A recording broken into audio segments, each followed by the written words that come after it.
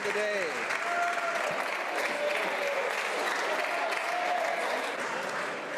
Speaker, I move, seconded by the Minister of Justice, that in relation to Bill C45, an act respecting cannabis, and to amend the Controlled Drugs and Substances Act, the Criminal Code and other acts, not more than 5 further hours shall be allotted to the consideration of the second reading stage of the bill, and that at the expiry of the 5 hours provided for the consideration at the second reading stage of the said bill, any proceedings before the House shall be interrupted if required for the purpose of this order, and in turn, every question necessary for the disposal of the said stage of the bill shall be put forthwith and successively without further debate or amendment. Thank you, Mr. Speaker.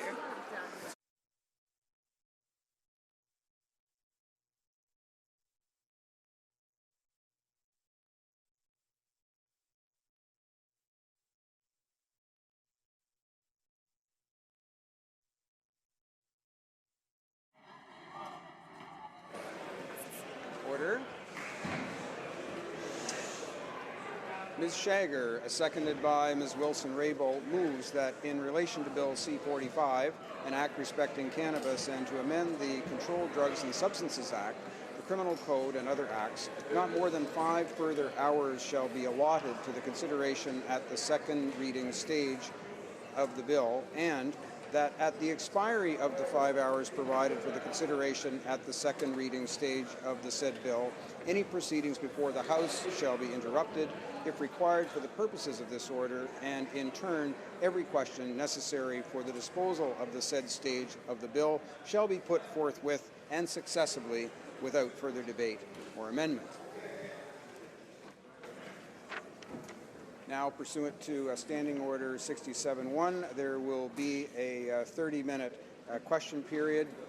As is usually the case with these 30-minute question periods, honourable members who are on the opposition side of the House are given preference for the time within the 30 minutes, but not to the exclusion of government members. And as is usually the case, we try to limit the interventions to no more than 1 minute. That's for the questioner as well as the minister responding. So now we will go to questions.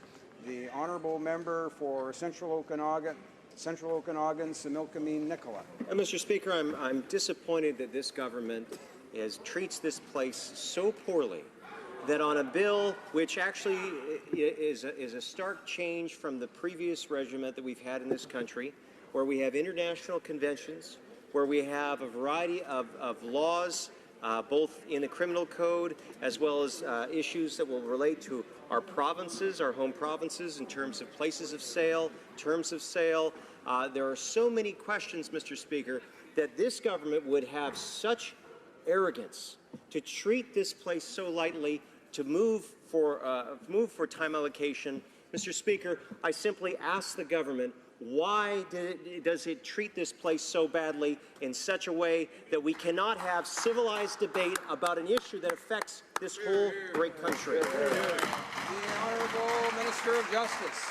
Well, thank you, Mr. Speaker. We have great respect for this place and appreciate the 2.5 days of debate and discussions we've had on Bill C45. I very much look forward to the next number of hours with respect to the debate in this place.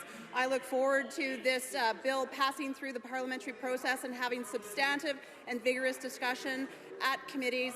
We've had the benefit of having a task force that has undertaken substantive amount of work, put forward 80 recommendations, those 80 recommendations forming a substantive part of the legislation that we've introduced. This is an entirely important topic, and I look forward to continued discussion. Questions. The Honourable Member for Victoria. Mr. Speaker, I share the sense of disappointment my colleagues have just expressed. Here we have 5 more hours on a bill that puts Canada at odds with many of our allies. I personally, and my party personally, supports this initiative, but that doesn't take away from the fact how disrespectful of this place this 5 hours more it reflects. So I want to agree with the honourable member for Beaches East York, who keeps saying, like we have, that we've got to deal with aspects about young people going to jail. 7,000 under 25 since this government came to power, people getting criminal records, their lives are being wrecked. They're doing nothing. They talk about 80 recommendations. This is enormous impact on the province as well, and we're supposed to be happy with 5 hours more. We owe it to Canadians to address this with more care and respect. Honourable Minister of Justice. Well, thank you, Mr. Speaker. We have taken on the task of legalizing, strictly regulating, and restricting access to cannabis in order to achieve our public policy objectives of keeping it out of the hands of children and the proceeds out of the hands of criminals. We have engaged in a substantive way on this, putting together a high-level task force that provided us with substantive recommendations. As well, on an ongoing basis, we have been engaging with the provinces and territories to ensure that we put in place a comprehensive, complex regime that is necessary in order to legalize cannabis. I very much look forward to the ongoing debate and discussion around this issue as it goes to committee, as it hears from more and more experts beyond the 30,000 that we've heard with from the general public that responded to the task force report.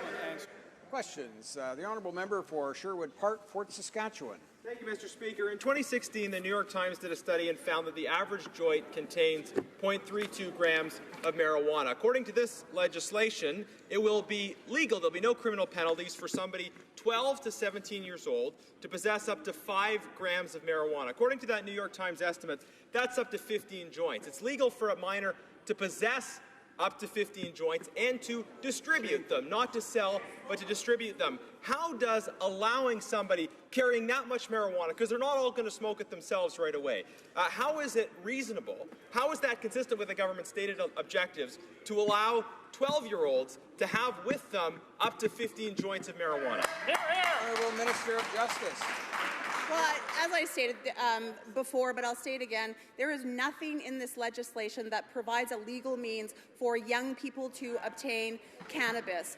We had to draw the distinction to ensure that with respect to the realities and taking a public health approach, that we need to ensure that we have information, education, public awareness around the health impacts on young people, while also balancing the reality that we know that young people in this country, more than any other people, are actually smoking cannabis right now. We need to balance those two objectives and ensure that we're putting forward the smartest approach, and the provinces and territories, like alcohol, will come in, as we've been having discussions with them, and provide provincial offences to regulate and monitor cannabis intake and possession by.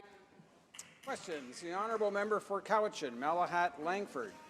Thank you very much, Mr. Speaker. And with respect to the minister, even though the NDP agrees with this bill in principle, we have to realize the fact that this bill is a monumental and revolutionary change to Canada's drug laws. Cannabis has been illegal in this country since 1923. And I think every member of Parliament, for such a far-reaching and changing so much to our laws, I think every member of Parliament deserves to have their say on this bill. And I deplore the fact that this government is using time allocation to force this through. Every member of Parliament has raised some serious concerns in this House, and I do not agree with them being shut out of this debate. Absolutely. The Honourable Minister of Justice. Well, thank you, Mr. Speaker. I'm very pleased that the honourable member across the way agrees with this bill. It is a monumental shift and a monumental change. That's why we've taken a substantive amount of work engaging with the task force, engaging with experts in this area, in the areas of public health, in safety and justice, to ensure that we're getting substantive feedback. This debate is going to continue. The status quo simply is not working in terms of criminal prohibitions with respect to cannabis. We need to change the status quo in order to ensure, and this is what our Bill C45 does, to ensure that we achieve the objectives of keeping it out of the hands of children and the proceeds out of the hands of criminals. That is why we're actively pursuing a comprehensive regulatory approach. Questions. The honourable member for Sarnia-Lambton. Well, thank you, Mr. Speaker. It's positively negligent that this government is shutting down debate on this topic. We've already established that this is putting marijuana in the hands of children, not just with the 15 joints that 12-year-olds can have, but with the 4 plants per household that little Johnny can go put some in the toaster oven and smoke it up. So we know from Colorado that there's a 32% increase in impaired drug driving, and that's not been addressed. We know that there's issues issues been raised about treaties. There's issues been raised about inadequate resources in the provinces and the municipalities. So my question for the minister is, why doesn't she care about the safety of Canadians and the safety of Canadian children?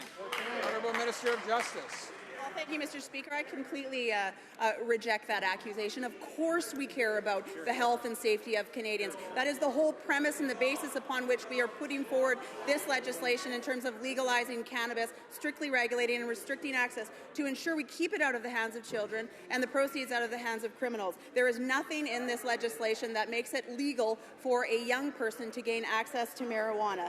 And in terms of impaired driving, in terms of drug-impaired driving, I am very proud that we have, as a companion piece, introduced Bill C46, which is and will amount to, if passed through Parliament, one of the strictest impaired driving regimes with respect to drugs and with respect to alcohol.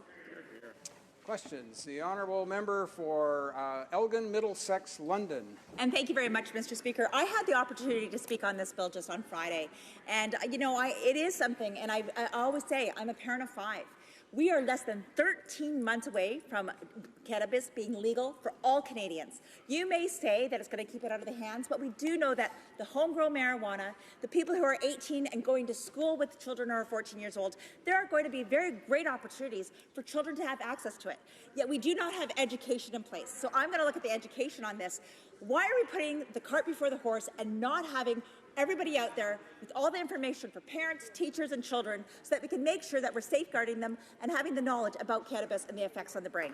The Honourable Minister of Justice. Well, thank you, Mr. Speaker. I am very pleased to be working with my colleagues, the Minister of Public Safety, as well as the Minister of Health, to address these exact issues that are being raised in terms of making it certain and creating a public awareness campaign about the impacts of cannabis smoking on the developmental brain. That is nothing that we have hidden. That is something that we're continuing to pursue, to acknowledge and to invest in terms of a public education campaign. In terms of the 4 plants that was referenced by the previous honourable member in her question, this comes from a recommendation of the task force in terms of 4 plants in a house no more than a 1 meter high, and certainly it is upon the adults in those houses to ensure that they restrict the access to those plants if in fact they choose to home grow themselves. Question. L'honorable député de Sherbrooke. The honourable member for Sherbrooke. Thank you, Mr. Speaker. I thank my colleague, the minister, for her intervention, but I'm totally surprised to have a time limit on the debate on such an important bill, as my colleague said earlier. But it's an unusual situation because today, in the past few days, Quebec has said that it needed more time before this bill is implemented. That is July 1st, 2018. Quebec is not comfortable with implementing the bill that quickly, according to the federal government's current timetable. There's a lack of consultation throughout the process as well.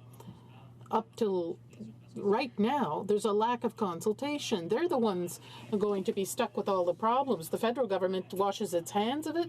The provinces have to solve all the problems. So can the minister respond to the Quebec government that asked for more time today and explain how she can force this bill so quickly through this House when the provinces are asking for more time for study and implementation? The Honourable Minister of Justice. Well, thank you, Mr. Speaker, and I appreciate the comments from the honourable member across the way.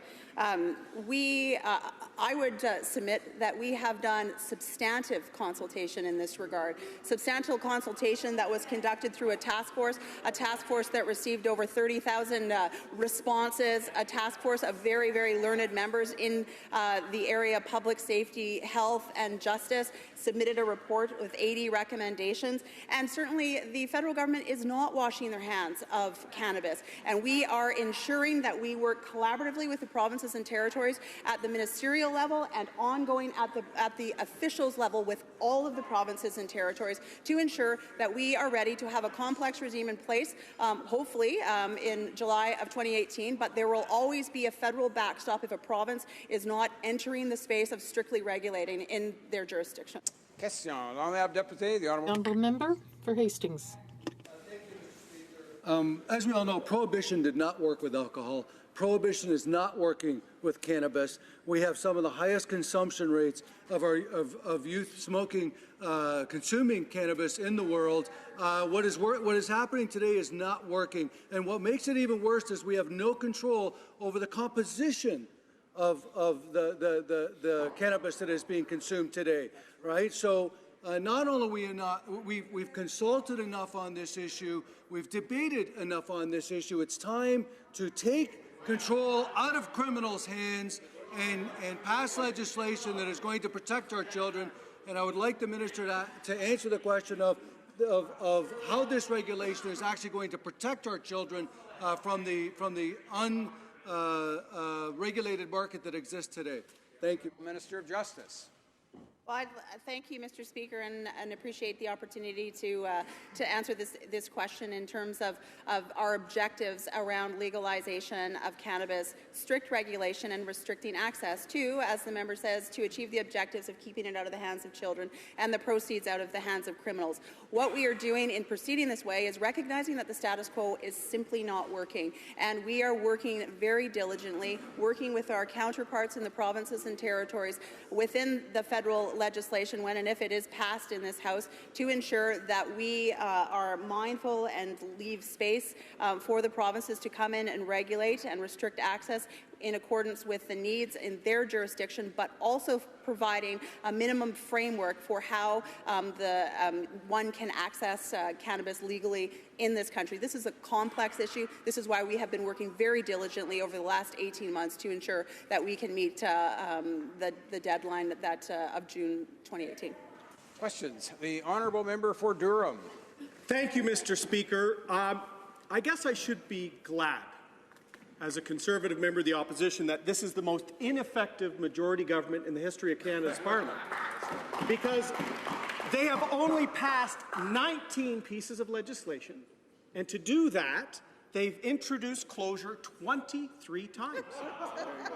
More than they've passed, Mr. Speaker. We're here again, and the minister, Mr. Speaker, should be embarrassed that she's stifling debate on such a transformative bill. And, Mr. Speaker, they're failing public health. The CMA is critical of what the government's rushing into. They're failing our provincial partners. Quebec has told them to slow down. They're failing public safety. Chiefs of police, attorney generals are saying there's no test for roadside impairment.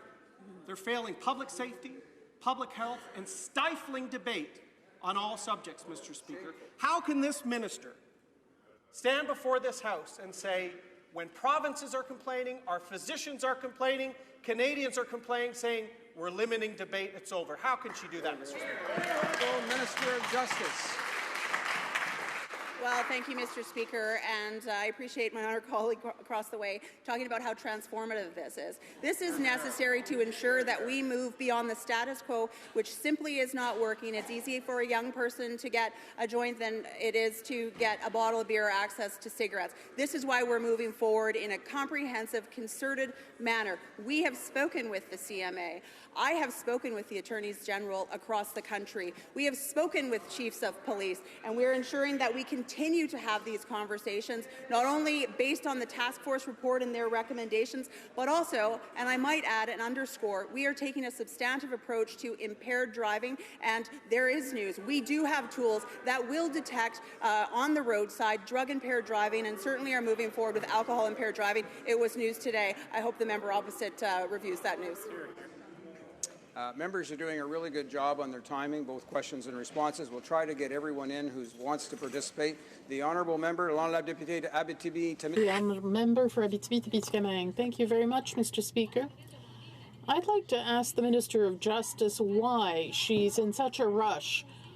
We proposed a solution that would help us not keep the status quo, and that solution was to decriminalize marijuana now and then take our time examining the measures surrounding legalization. If she agreed to that rather than being hell-bent on decriminalizing now, on legalizing now, we could have some decriminalization that makes sense, but instead she's pushing members preventing them from expressing their views, whereas there's a solution that would allow us time to take our time and allow the police to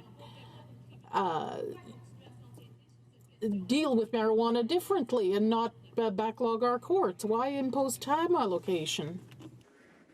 Well, thank you, Mr. Speaker, and I appreciate the questions. To answer the question around why do we not simply just decriminalize, to simply decriminalize right now, absence a comprehensive regulatory framework, will not achieve the objectives that we're seeking to achieve with the legalization of cannabis. We need to have a regulatory framework in place. This is how we and why we are moving forward as quickly as we can, because the status quo simply is not working. We need to ensure that we work in a collaborative way with the provinces and territories, and we are, to, when cannabis is legalized, that there is a strict regulatory framework and restricted access in order to keep it out of the hands of kids and the proceeds out of the hands of criminals. I hope that all members in this House will continue to have these debates at committee as this bill continues to proceed through the parliamentary process. Questions? The Honourable Member for Niagara Falls. Thank you very much, Mr. Speaker. I really don't get the Liberals' rationale whatsoever on this. I mean, I just heard one Liberal member of Parliament say that there's the highest consumption in the world of cannabis here in Canada. What does he think? It's going to go down once you've legalized this? Is that we're going to get some statistics and say everybody says, "Hey, forget it. It's legal now. We're not going to be using this." I mean, I don't think we're going to see this, but this is part of the rationale. The other thing they keep telling us, they say we're doing it to protect children. Well, you know, the ministers must have heard the same thing people have said to me. Could there be any greater access for children than to have 4 3-foot plants in your kitchen, have a mini grow-op in your house? Somehow you're protecting children or something? Surely she's had that same criticism directed towards this piece of legislation, and this is why we are so vehement in our opposition to it. Has she heard that from people saying children are going to get it if it's growing in the kitchen? Honourable Minister of Justice. Well, thank you, Mr. Speaker, and to my honourable colleague across the way. Children are getting it right now in massive quantities. There's the highest in Canada of young people smoking cannabis. What we are seeking to do is to legalize cannabis in order and strictly regulate and restrict access. There is nothing in this legislation that provides legal access to young people. We are ensuring, and the purpose of this legislation is to ensure we keep it out of the hands of kids and the proceeds out of the hands of criminals. We took many recommendations in terms of the Cannabis Act from the task force. One of those recommendations was to have the 4 plants at home for possible home grow.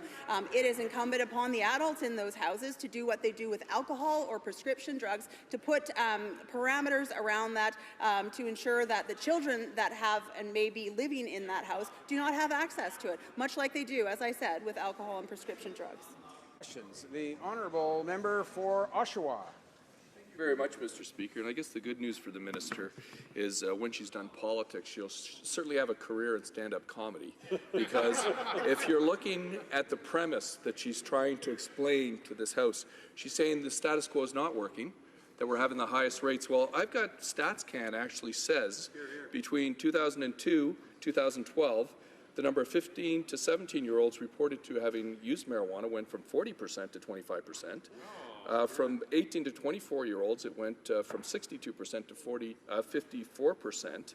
And the number of 15 to 17-year-olds who reported having used marijuana the previous 12 months dropped about 30% over the same time. So my question for the minister, she's heard the arguments how in other jurisdictions it's actually gone up when it's been legalized.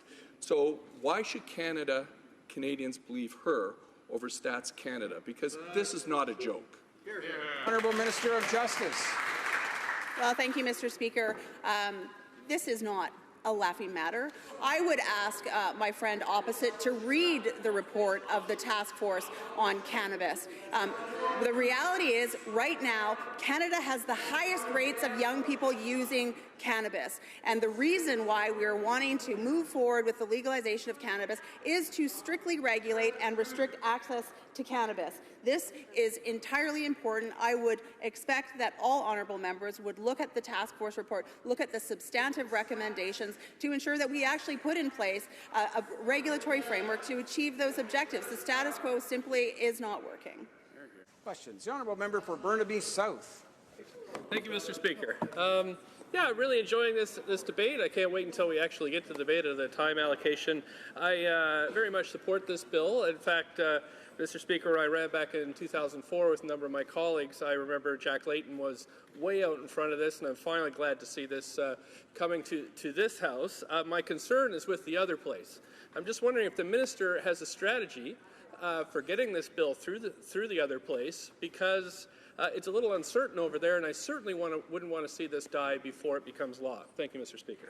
Minister of Justice. Well, thank you, Mr. Speaker, and I'd certainly thank my honourable colleague across the way for the support for this important piece of legislation, and recognize this legislation has been advocated for a great deal of time.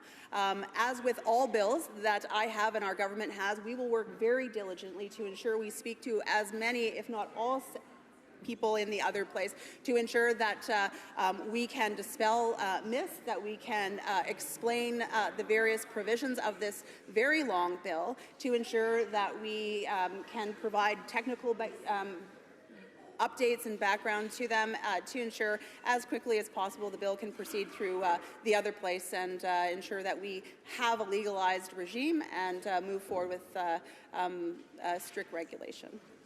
Questions. The Honourable Member for Lanark, Frontenac, Kingston.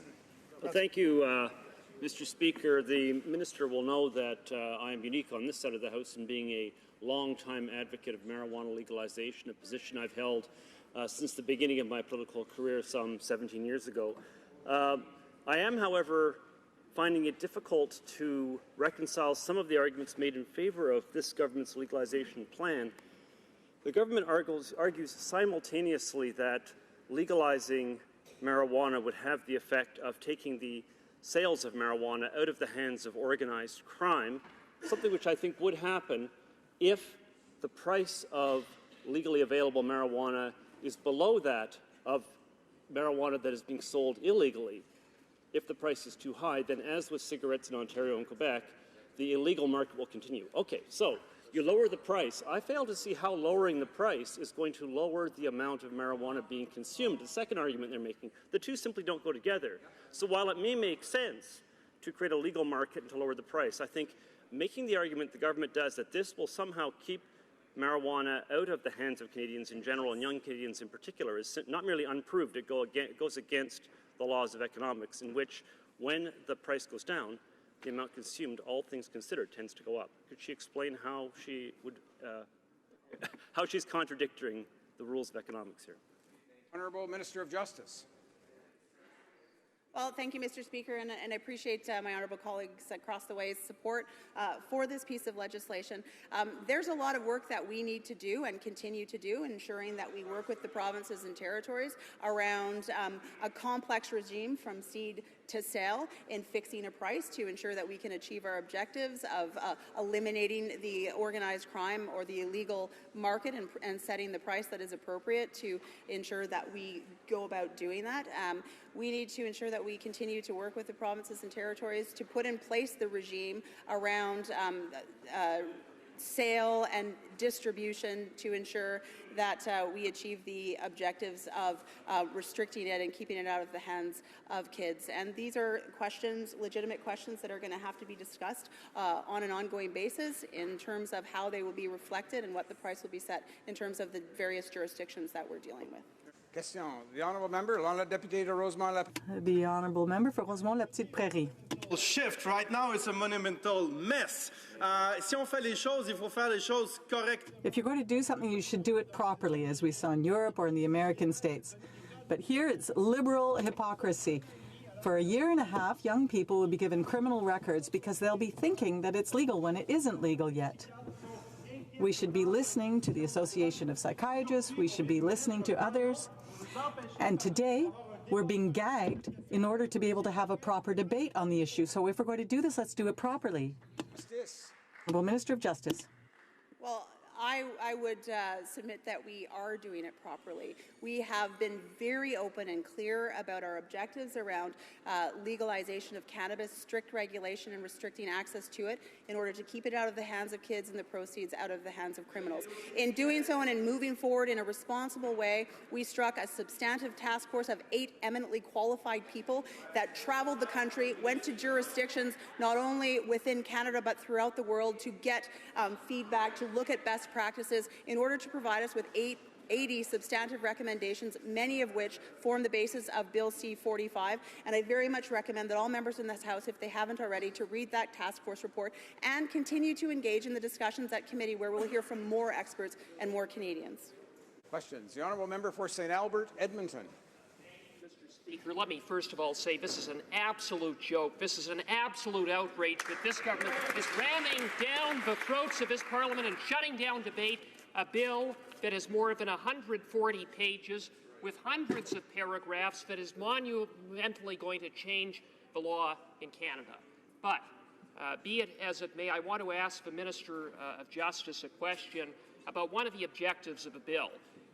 The government says it wants to strictly control and regulate the sale, production, and distribution of marijuana, and yet in the bill is an allowance for up to 4 marijuana plants, which is going to increase the risk of diversion to the black market, which is going to make it impossible to enforce against potency and quality controls, and it's going to make it impossible for law enforcement to enforce against diversion and overproduction, which is why the chiefs of police have expressed opposition to the bill. So I was wondering, in light of that, how homegrown squares with that objective.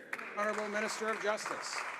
Well, thank you, Mr. Speaker, and I appreciate the question from the honourable member across the way. We want to put in place a comprehensive regime, a legal source of cannabis, so we can be assured and ensure that the source of cannabis is safe. We took recommendations from the task force around possible home grow if somebody chooses to do that, with the limits of 4 plants a metre high. And what we are going to continue to do is to ensure that we work with the provinces and territories and local municipalities to put in place, or to assist them if they so choose, to put in place whatever regulations they want around home grow. It may result in being less than that, what zonings they want.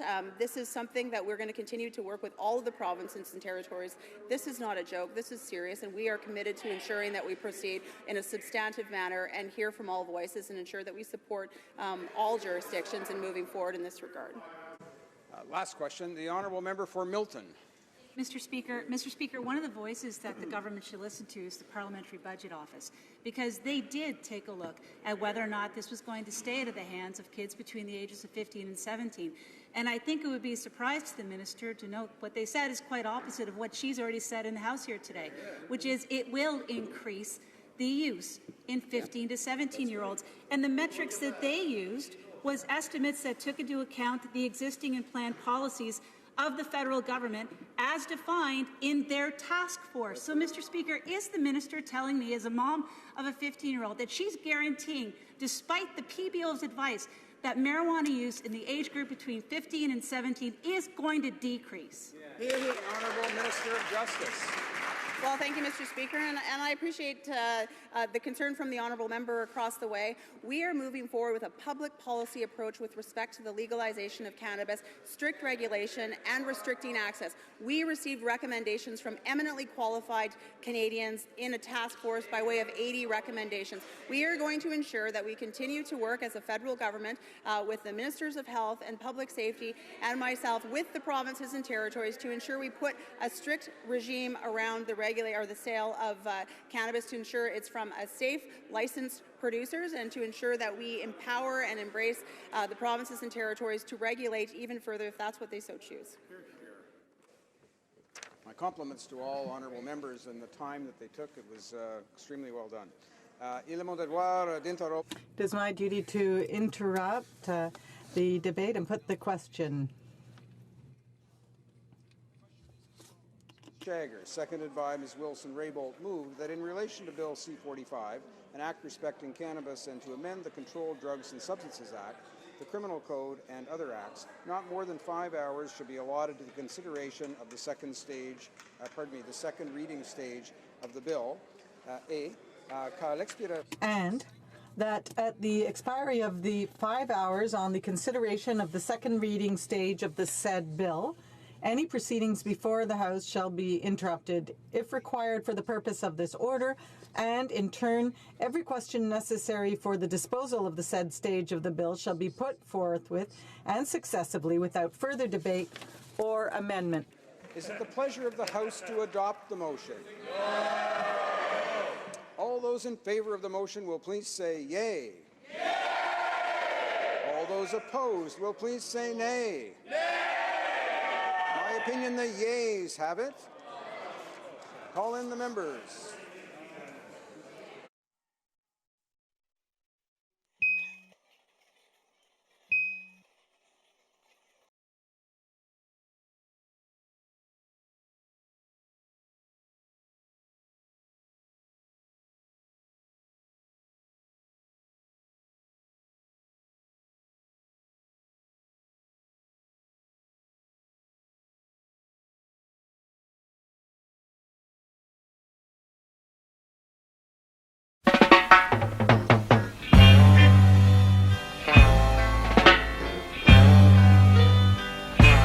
Legalize it. Don't criticize it. Legalize it, yeah.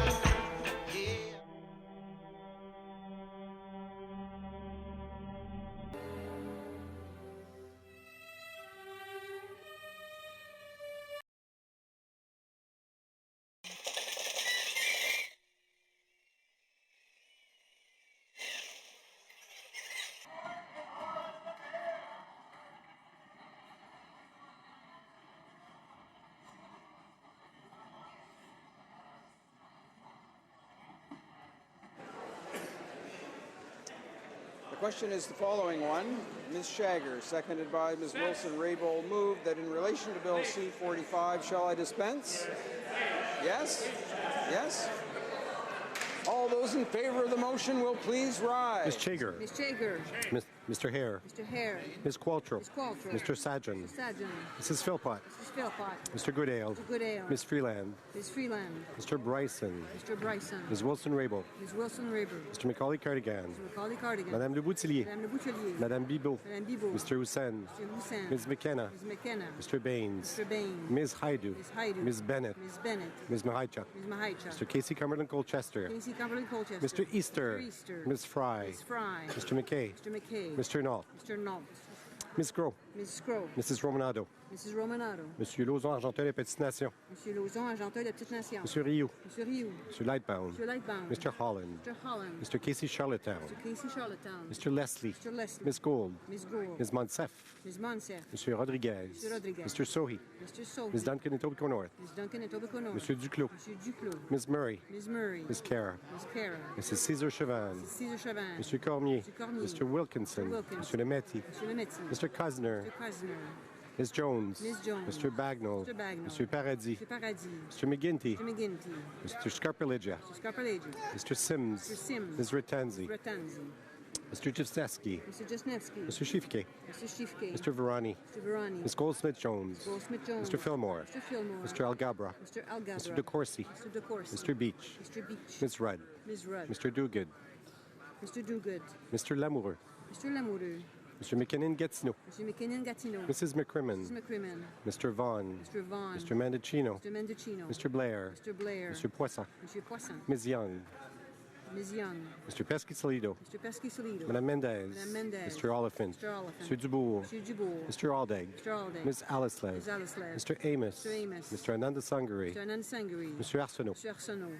Mr. Area. Mr. Area. Mr. Ayoub. Mr. Ayoub. Mr. Badaway. Mr. Badaway. Mr. Bayliss. Mr. Bayliss. Mr. Chan. Mr. Chan. Mr. Biddle. Mr. Biddle. Mr. Boissonneau. Mr. Boissonneau. Mr. Bassio. Mr. Bassio. Mr. Bertina. Mr. Bertina. Mr. Breton. Mr. Breton. Mr. Chen. Mr. Chen. Mr. Bruson. Mr. Bruson. Ms. Damoff. Ms. Damoff. Ms. Dillon. Ms. Dillon. Mr. Diorio. Diorio.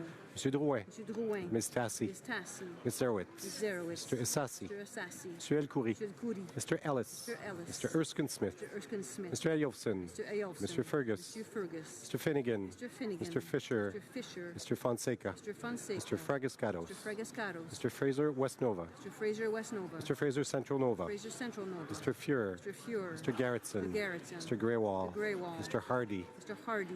Mr. Graham. Mr. Graham. Mr. Harvey. Mr. Harvey. Mr. Housefather. Mr. Housefather. Mr. Yakono. Mr. Yakono. Mrs. Jordan. Mrs. Jordan. Mr. Johari. Mr. Johari. Mr. Kong. Mr. Kong. Ms. Khalid. Ms. Khalid. Monsieur Lefebvre. Mr. Lefebvre. Monsieur Lemieux. Mr. Lemieux. Mr. Levitt. Mr. Levitt. Mrs. Lockhart. Mrs. Lockhart. Mr. Long. Mr. Long. Mr. Longfield. Mr. Longfield. Mr. Maloney. Mr. Maloney. Mr. Massé Avignon le Métis, Matane Matapédia. Mr. Massé Avignon, le petit Matane Matapédia. Mr. May Cambridge. Mr. May Cambridge. Mr. McDonald. Mr. McDonald. Mr. McKinnon Coquitlam for Coquitlam. Mr. McKinnon, Coquitlam for Coquitlam. Mr. McLeod Northwest Territories. Mr. McLeod, Northwest Territories. Madame Nassif.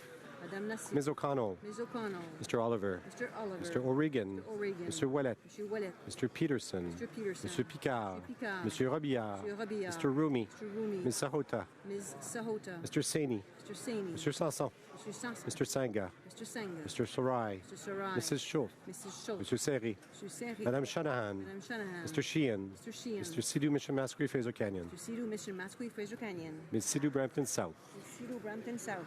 Mr. Secan. Mr. Secan. Mr. Sorbera. Mr. Sorbera. Mr. Tibera. Mr. Tabera. Mr. Tan. Mr. Tan. Mr. Vandal. Mr. Vandal. Ms. Vandenbel. Ms. Vandenbel. Mrs. Zaid. Mrs. Zaid. Mr. Rota. Mr. Rota. Madame Forti. Madame Forti. Madame Lambropoulos. Madame Lambropoulos. Ms. Ing. Ms. Ing. All those opposed to the motion will please rise. Mr. Nicholson. Mr. Nicholson. Mr. Poiliev. Mr. Poiliev. Ms. Leach. Ms. Leach. Mr. Blany, Bellechasse, Les Chemins, Lévis. Mr. Blany, Bellechasse, Les Chemins, Lévis. Mr. O'Toole. Mr. O'Toole. Ms. Raitt. Ms. Raitt. Ms. Bergen. Ms. Bergen. Ms. Ambrose. Ms. Ambrose. Mr. Lebel. Mr. Lebel. Ms. Watts. Ms. Watts. Mr. Chung. Mr. Chung. Mr. Anderson. Mr. Anderson. Mr. Van Loan. Mr. Van Loan. Mr. Clark. Mr. Clark. Mr. Bazan. Mr. Bazan. Mr. McLeod. Mrs. McLeod, Kamloops, Thompson, Caribou. Mrs. McLeod, Kamloops, Thompson, Caribou. Mr. Clement. Mr. Clement. Mr. Warkington. Mr. Warkington. Mr. Brown. Mr. Brown. Mrs. Vecchio. Mrs. Vecchio. Mr. Deltel. Mr. Deltel. Mrs. Wong. Mrs. Wong. Ms. Gladue. Mrs. Gladue. Mr. Reyes. Mr. Reyes. Mr. Broussard. Mr. Broussard. Mr. Sorensen. Mr. Sorensen.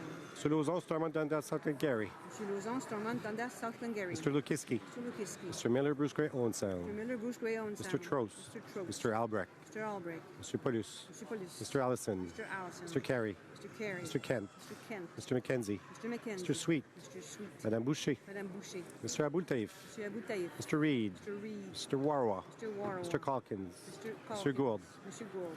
Mr. Lake. Mr. Lake. Mr. Shipley. Mr. Shipley. Mr. Van Kesteren. Mr. Van Kesteren. Mr. Dreeshen. Mr. Dreeshen. Mr. Généreux.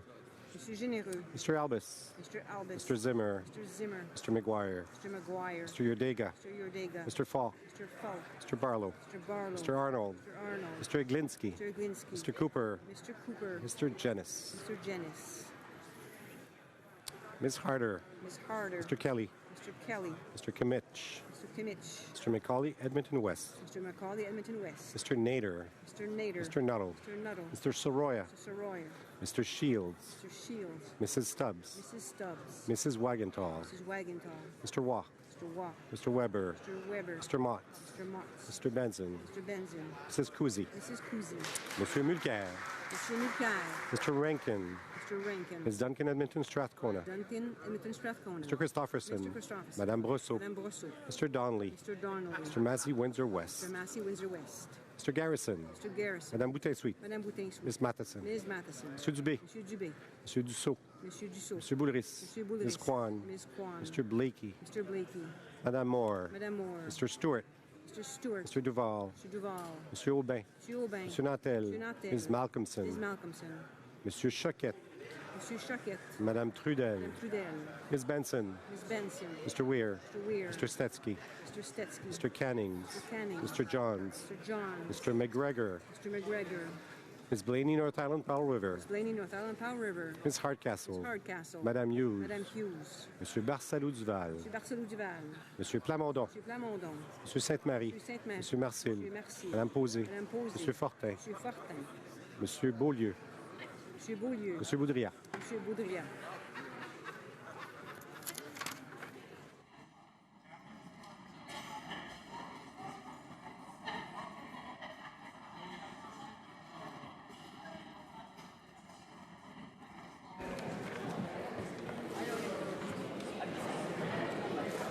Yeas pour 163, 163. Nays contre 113, 113.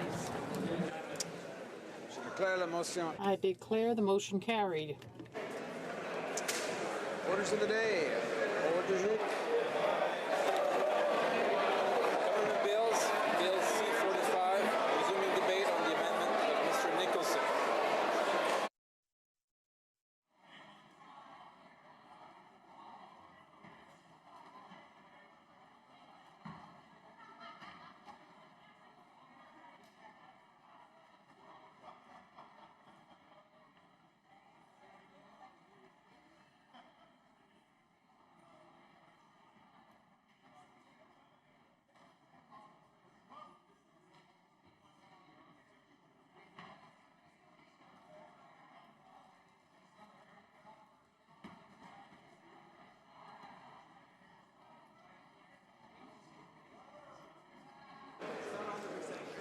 Resuming debate. Reprise de débat. The Honourable Parliamentary Secretary to the Minister of Canadian Heritage and Tourism.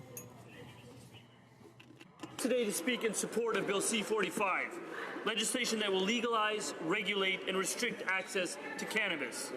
The objective of our government's bill is to protect our youth, to deter criminal activity, and to promote public health and safety. Let me turn first to the issue of Canada's youth.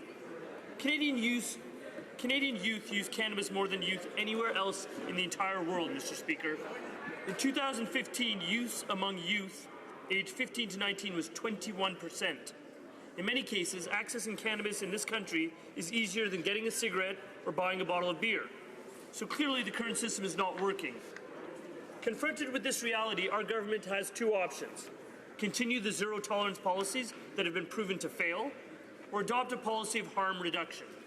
We have chosen the latter.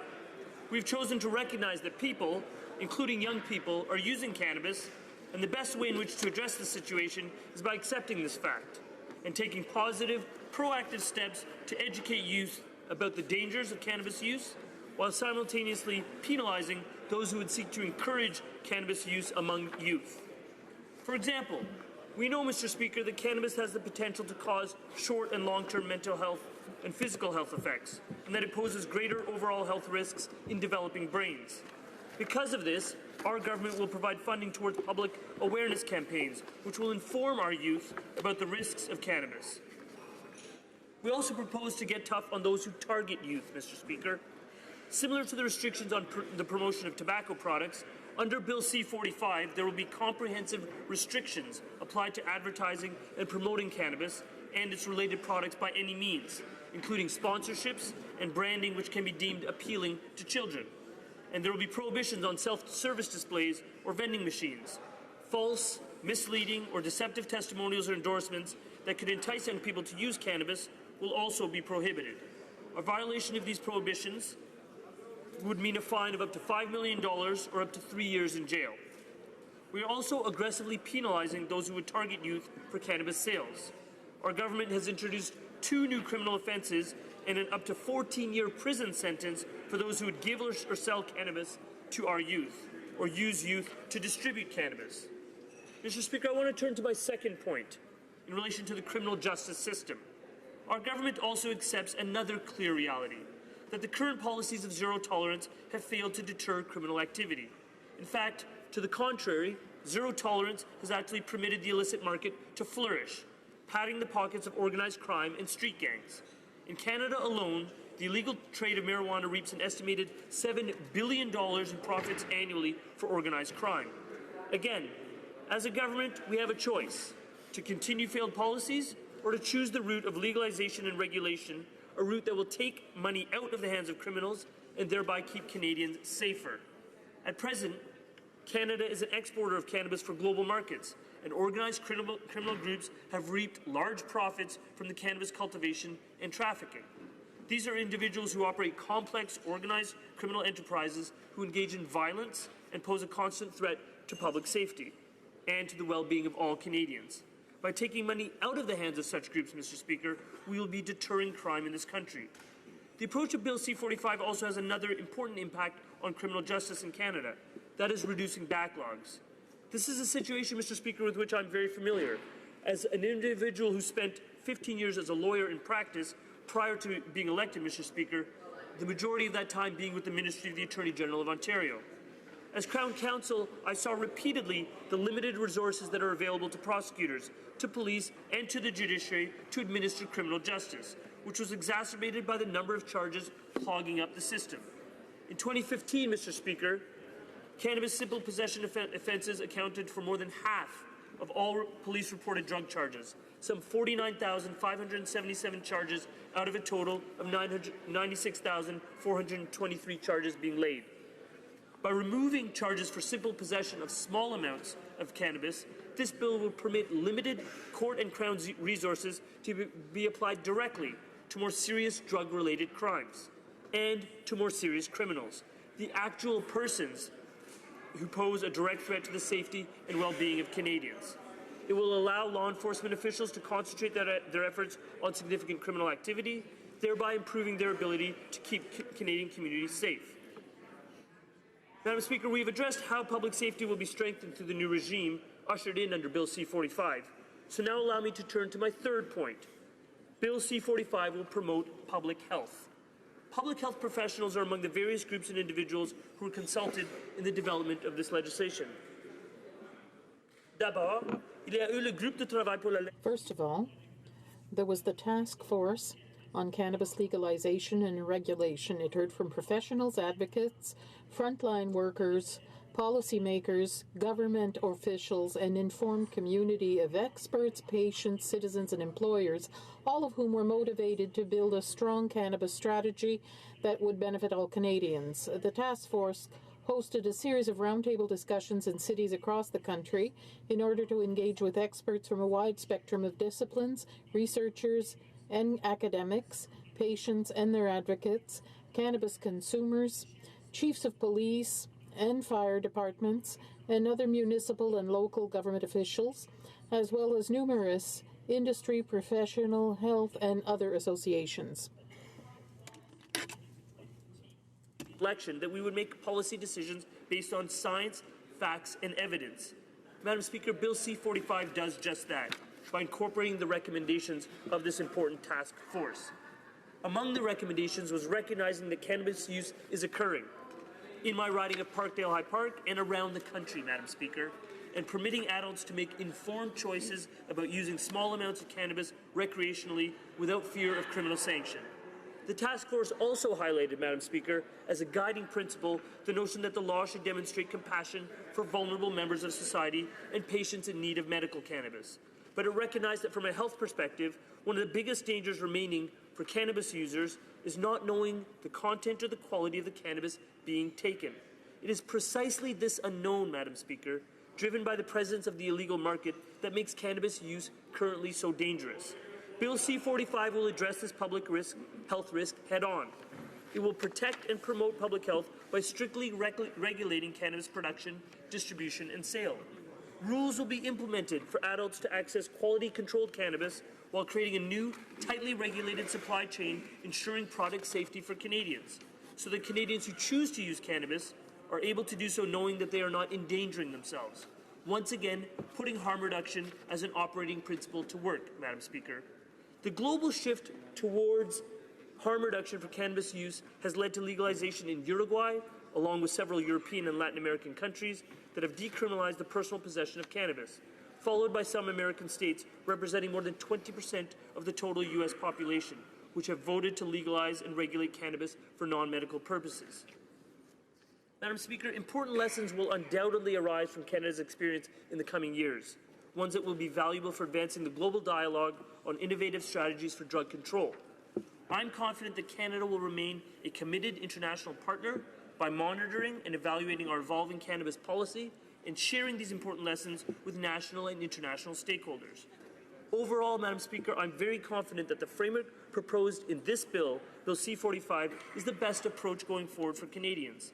It recognizes the failure of zero tolerance and the merits of pursuing harm reduction as the guiding principle to inform public policy. It strikes a balanced approach designed to protect Canadians, especially our youth, by providing regulated access to legal cannabis for adults while restricting access by youth. It will put in place strict safeguards to protect youth from being encouraged to use cannabis and will create new offensive for those adults who either provide cannabis to youth or to those who use youth to commit cannabis-related offenses. It will also help focus limited police and Crown resources where they are most needed, in prosecuting serious drug criminals, Madam Speaker, who make our communities less safe. Bill C45 will promote public health through increased education and awareness and by ensuring a safe supply of cannabis for those who choose to use small amounts recreationally. I would encourage all members of this House to support Bill C45. We must all act now to make our communities safer by legalizing, restricting, and strictly regulating cannabis to keep it out of the hands of Canadian youth and to keep the profits out of the hands of organized criminals. Thank you, Madam Speaker. Hear, hear. Questions and comments? Questions et commentaires. L'honorable député de... The Honourable Member for Louis Saint Laurent. Thank you very much, Madam Speaker.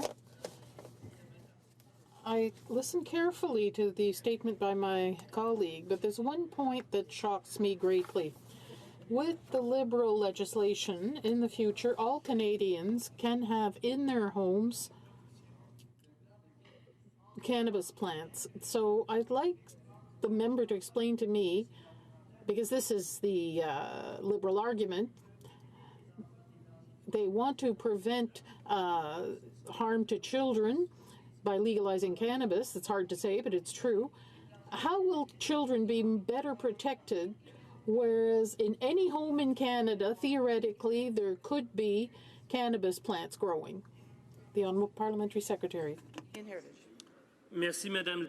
Thank you, Madam Speaker, and I appreciate the question by the member opposite. I'd just point out that the fact that we are legalizing cannabis for adults here in Canada means that one could have a few plants at home,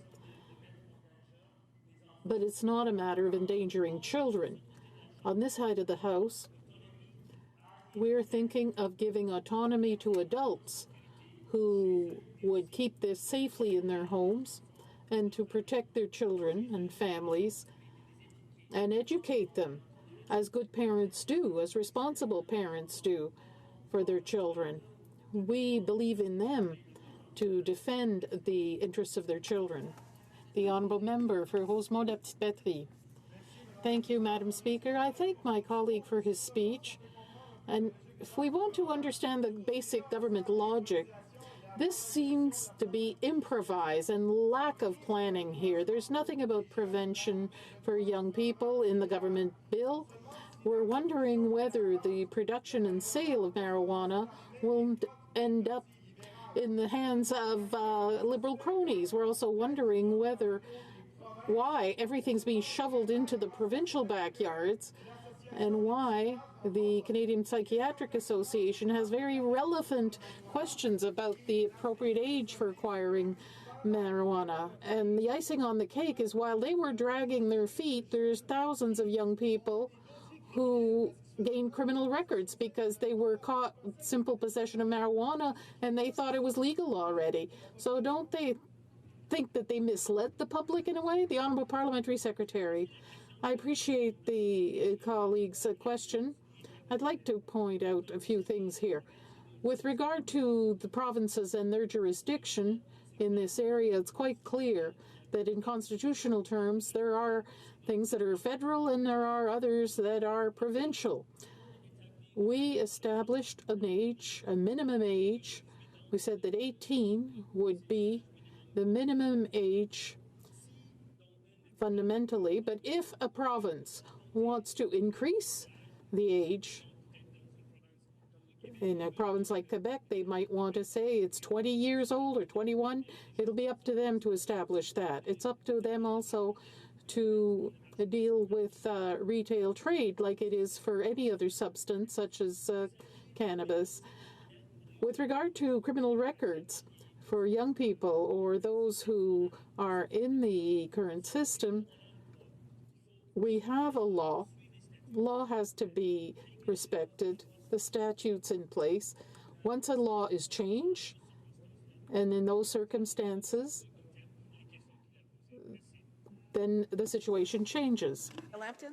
Well, thank you, Madam Speaker, and I'd like to thank the member opposite for his speech. I'd like to talk a little bit about the testing for impaired roadside drug presence. Currently, there are tests that are available, but they show the presence of THC, for example, and not impairment. There's actually no scientific test for impairment, so you end up having to rely on another regimen.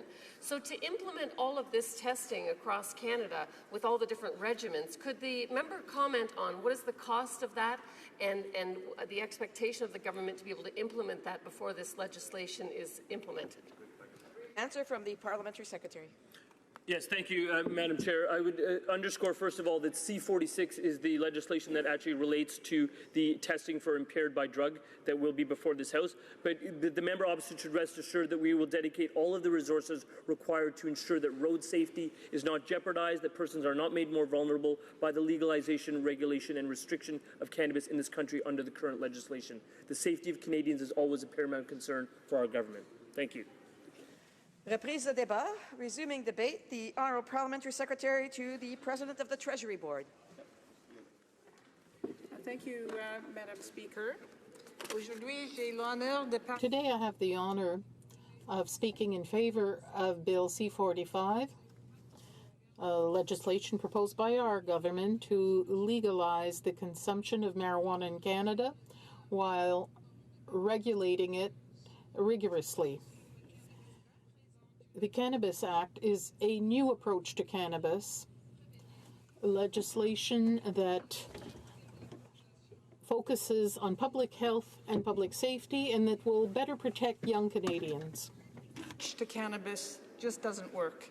It has allowed criminals and organized crime to profit while also failing to keep cannabis out of the hands of Canadian youth. In many cases, it's easier for our children to buy cannabis than cigarettes. Canadians continue to use cannabis at some of the highest rates in the world. It's the most commonly used illicit drug amongst young Canadians. In 2015, 21% of youth aged 15 to 19 reported using cannabis in the past year. That's 1 out of every 5 young people in our country. Today, it's regulated and controlled by organized crime. Far better to have it regulated and controlled by government.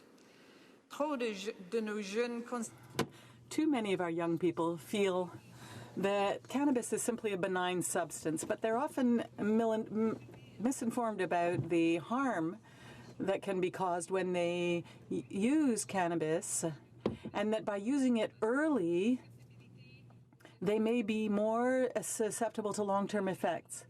Young people in particular are more susceptible, more vulnerable to the effect on brain development. The THC levels affect the biology of the brain. Black market cannabis can be contaminated by mold, pesticides, and other more dangerous drugs. At the same time, too many young people today are entering the criminal justice system for possessing small amounts of cannabis, potentially impacting their long-term opportunities. Clearly, there has to be a better way of educating and protecting our youth.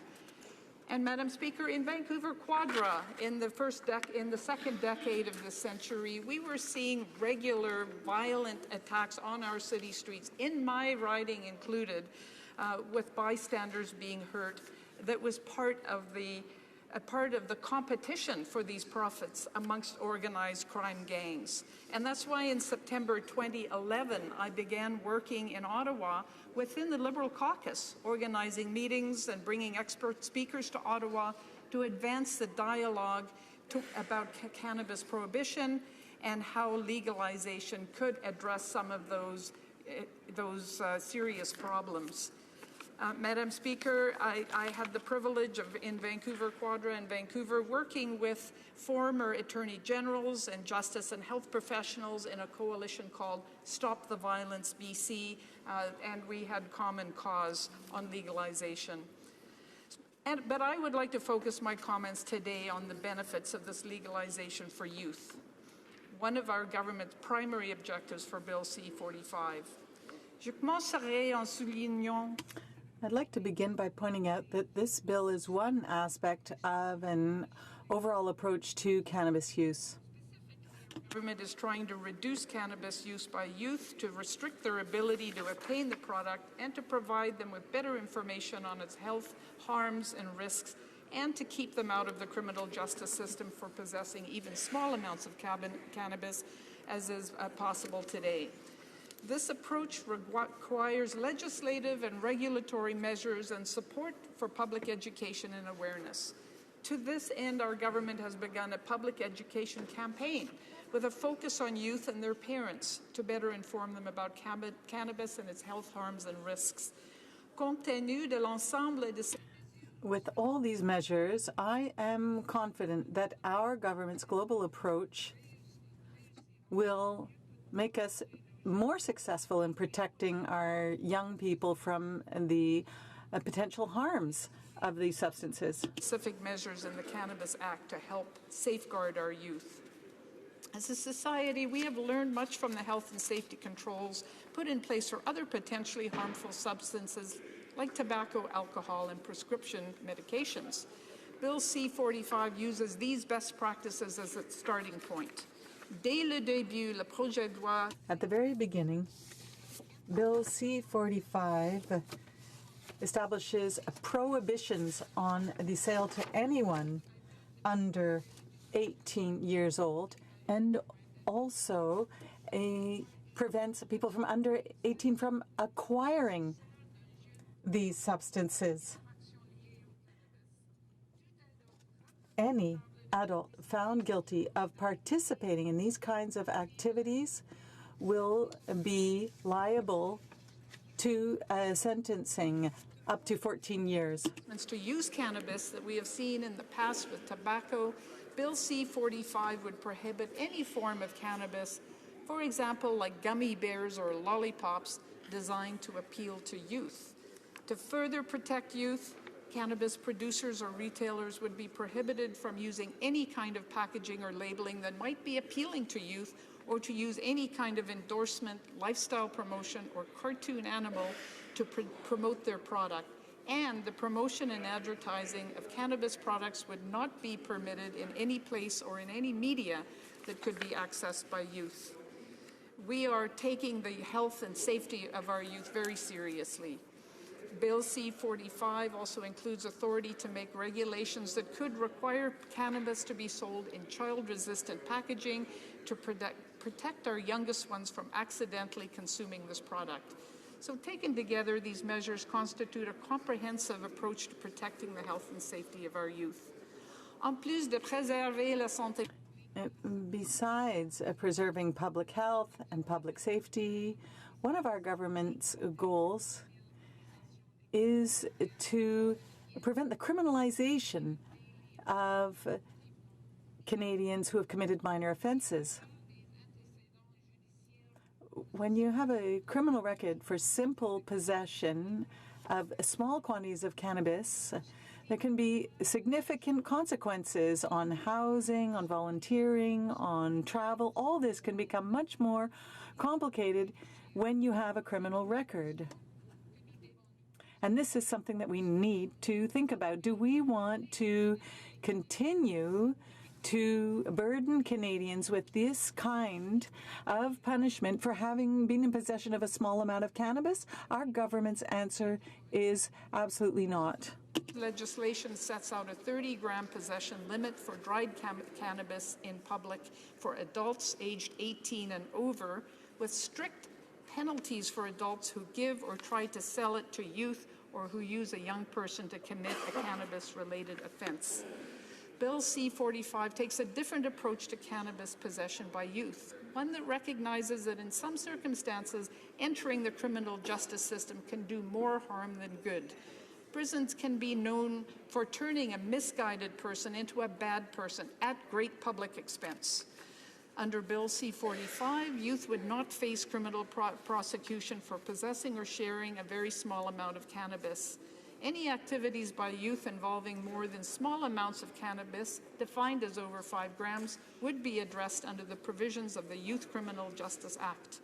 Our government will work with the provinces and territories in order to support the crafting of legislation in each jurisdiction that will allow police services to be able to confiscate cannabis from young people. Authorities will be allowed to remove any quantity of cannabis that these people will have in their possession. The proposed approach addressing youth possession of cannabis does not mean that such behavior is acceptable or encouraged. It is not. But rather, it recognizes that a more balanced approach with a range of tools works better to reduce cannabis consumption among youth, which is exactly what we are aiming for. Madam Speaker, we believe that this law strikes the right balance between avoiding criminalizing youth for possession of small amounts and ensuring that cannabis remain tightly regulated and controlled, just as Canadians wish it to be. Thank you, Madam Speaker. Questions and comments? The honourable member for Sherwood Park, Fort Saskatchewan. Thank you, Madam Speaker. I want to ask this member about the regulatory approach that the government talks about. They go on and on, regulatory approach, regulatory approach, regulatory approach. What their regulatory approach is, fundamentally, is you can grow this stuff at your house. Madam Speaker, that's not a regulatory approach. Yes, you can prescribe heights and limits, but the reality is that when you allow people to grow it in their homes, you're not going to have control over THC level. You're going to have the same problems of diversion. It's going to be very easy for minors to access it. It's not a criminal offense for someone as young as 12 to possess it. And the minister talks about, well, you have to store it just like you have to store prescription drugs and alcohol. Yes, but it's a plant, Madam Speaker. You can't grow a plant in a bottle with a sealed top or in a locked storage cabinet. So I wonder if the member can acknowledge that letting people grow this drug at home does not constitute a regulatory approach and completely eliminates the possibility of meaningful controls. The Honourable Parliamentary Secretary. Thank you, Madam Speaker, and I appreciate that question from the member opposite, because that gives me an opportunity to ask, who better to regulate and control this product, which is already being grown? It's being grown in houses up the Fraser Valley. It's being grown in backyards throughout our province and other provinces, Madam Speaker. So who better to regulate and control? Who better to educate the public? Who better to ensure that youth don't get access to this product than government? Does the member believe that it's better for the criminal gangs, for organized crime, to regulate and control? Because that's what's happening right now, and that's what we want to change. Questions and comments? The Honourable Member for North Island Powder River. Thank you, Madam Speaker, and I'd like to thank the member for her speech. You know, for myself, I will be happily supporting this. I think it's time that we take some steps towards legalization and making sure that we protect children and see this taken out of crime. However, the reality is, when I was knocking on doors during the election, a lot of young people thought that as soon as this government was elected, that meant it was legalized. And I think we've seen that happen across this country, as people said, the Liberals made this commitment, therefore it's legalized, therefore we can move forward. So what has happened in my riding and across Canada is a lot of young people are getting criminal records and having to face these multiple challenges because of this misunderstanding. And I also want to remind this member that the majority of young people that are targeted are also racialized, and this issue is not being addressed. So unlike the Prime Minister, these young people don't have highly level resource people to make these sort of incidents go away. So I would like to hear from you, or from you, the Speaker through you, what your government's going to do to change this. To address it to the Speaker. The Honourable Parliamentary Secretary.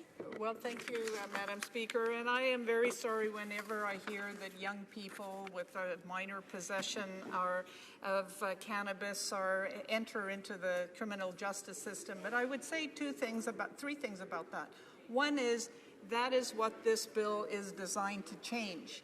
Two is, if immediately upon election people were assuming that the government would rush into legalization, it is actually incumbent on we as parliamentarians to make sure that those fallacies are corrected. And so I invite the member to educate and communicate with her constituents. And thirdly, our government has been absolutely clear from the beginning that we would be legalizing cannabis, but in the meantime and until such time, the law is the law and will be applied. So we have time for a very brief question. The Honourable Member for Milton. It has to be a brief question. It is a brief question, Madam Speaker. Madam Speaker, this week the mayors, Canadian mayors, have indicated that they're very concerned about the costs associated with this legislation on them. They've asked the Prime Minister whether or not there's going to be any help. I'm wondering if the member can tell us whether or not the federal government plans on sharing any tax proceeds with federal municipalities to deal with the costs associated with the production, sale, and recreational use of marijuana. A very brief answer from the Parliamentary Secretary. Well, thank you, Madam Speaker. The federal government's role is to create the framework for legalizing this product, and there are many of the rules and regulations, including the kinds of taxes, will be up to the provinces and municipalities to determine and apply. Resuming debate, reprise de débat. The Honourable Member for North Island, Paula River. Thank you, Madam Speaker. Today I'll be addressing C45, the first of two bills that would combine legalized marijuana. Since this bill does not cover the impaired driving offence, I will keep my remarks on this to a minimum. Madam Speaker, the range of comments I have received on this topic are broad. Some constituents are asking me to oppose, some are fiercely behind me supporting this, some are questioning specific clauses within this bill. I may not be able to satisfy everyone, but my sincere hope is to truthfully share their views and bring some insight to the specificity of this bill. Legalization regarding marijuana is a long time in making, and we are breaking ground. As the second country in the world to legalize, there will be many challenges. If we take some time, I believe we can come with a fair justice system, better prevention, improved public health, proper research, and superior education. I can say with certainty that the war on drugs has failed miserably, and its path of destruction has affected many families and communities. I wish to share with you the broad nature of the comments I have received. There are a few concerns from my constituents, and this is what they have told me. There is concern that 4 cannabis plants per household may simply not be enough, and there are other people who feel that it is way too much. That marijuana production will be owned by a few mega growers, and that we should be encouraging smaller growers and distribution outlets. This is really important as small businesses, especially in small communities across Canada, really benefit those communities. The police should be required to report to the parents and guardians when an incident involves youth. Some parents are afraid that this will lead to an increase to access to this substance to their children. Other parents feel that this is going to protect their children. I think this is really important, which is the pardoning of people. Right now, what we're seeing is more and more people coming with charges, and unfortunately we know the reality that people like the Prime Minister who have more resources are able to get out of those. I mean, the reality is when he shared the story about his brother, it just really illustrated the big difference here for everyday Canadians, and I think we really need to address this issue.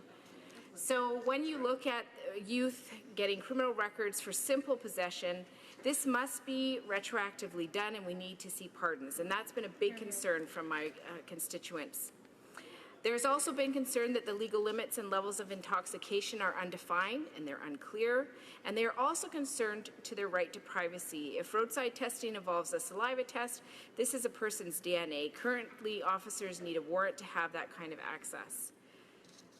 I support the legalization of marijuana as long as it is done effectively so that it is not marketed to children, that a reliable long-term revenue stream is created for public health, prevention, and research, and that there is a comprehensive impaired driving strategy.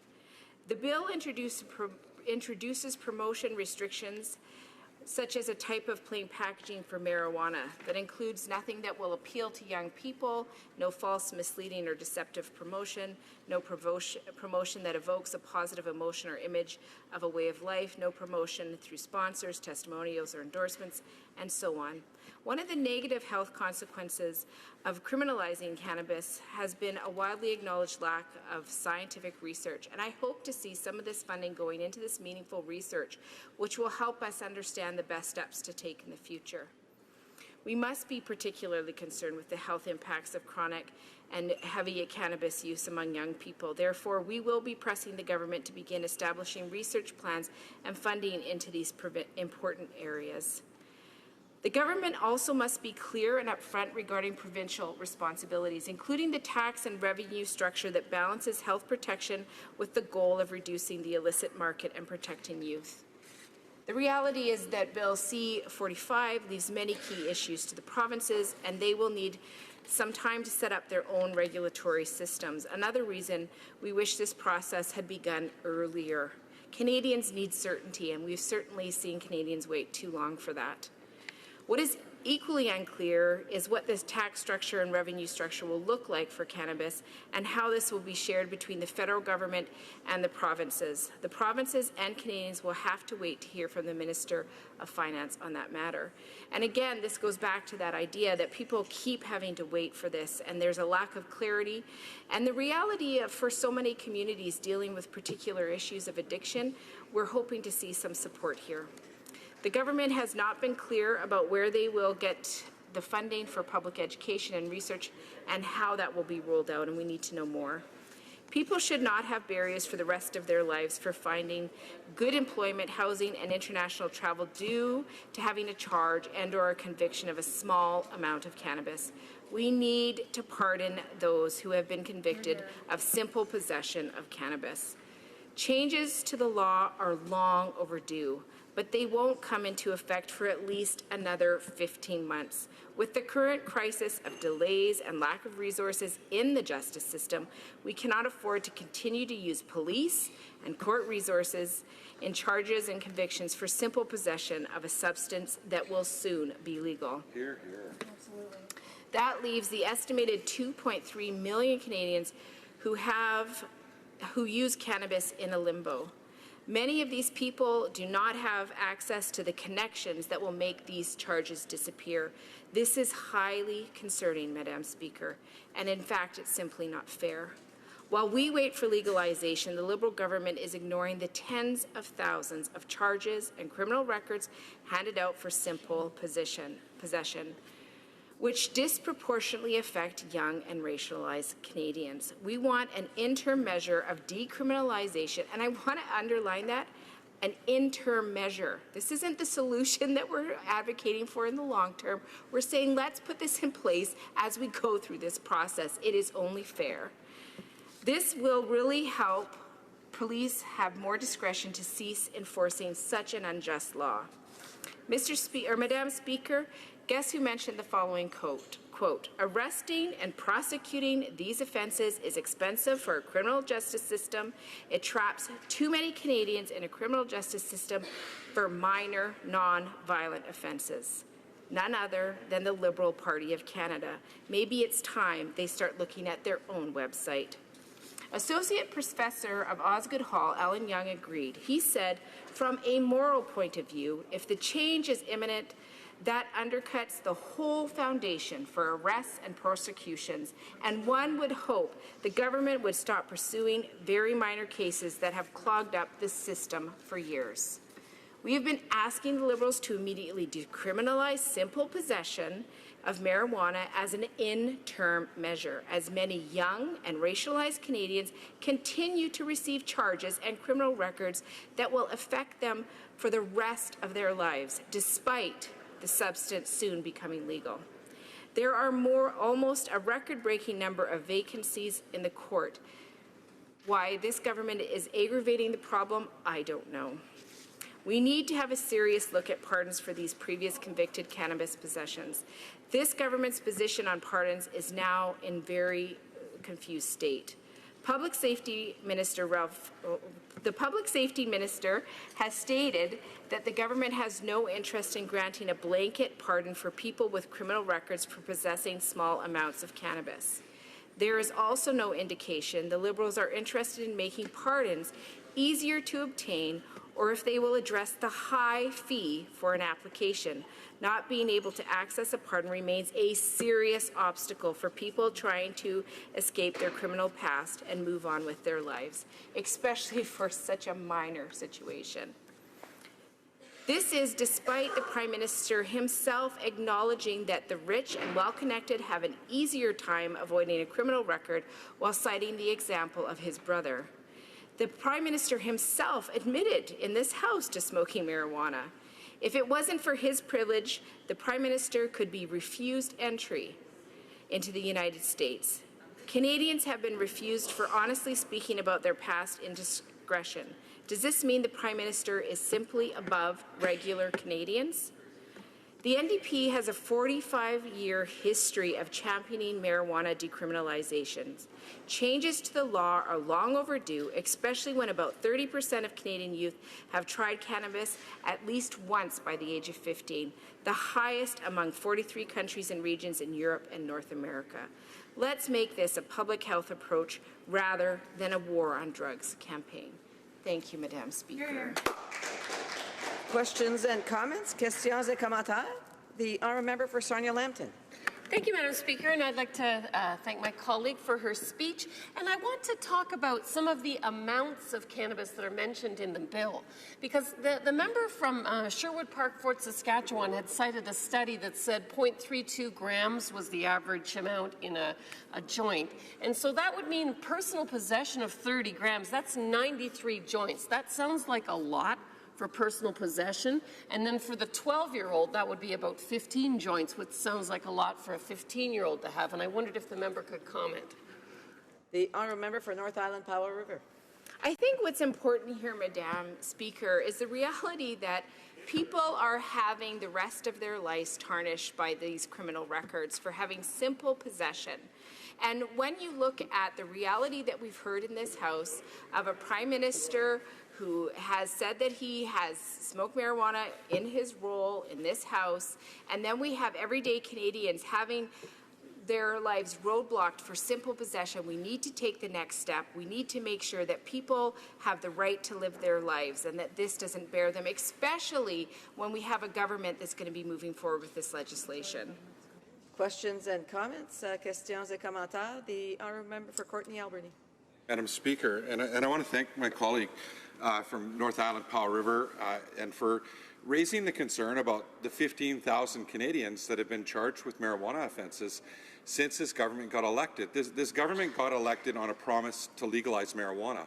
And the message is very confusing to young adults in particular.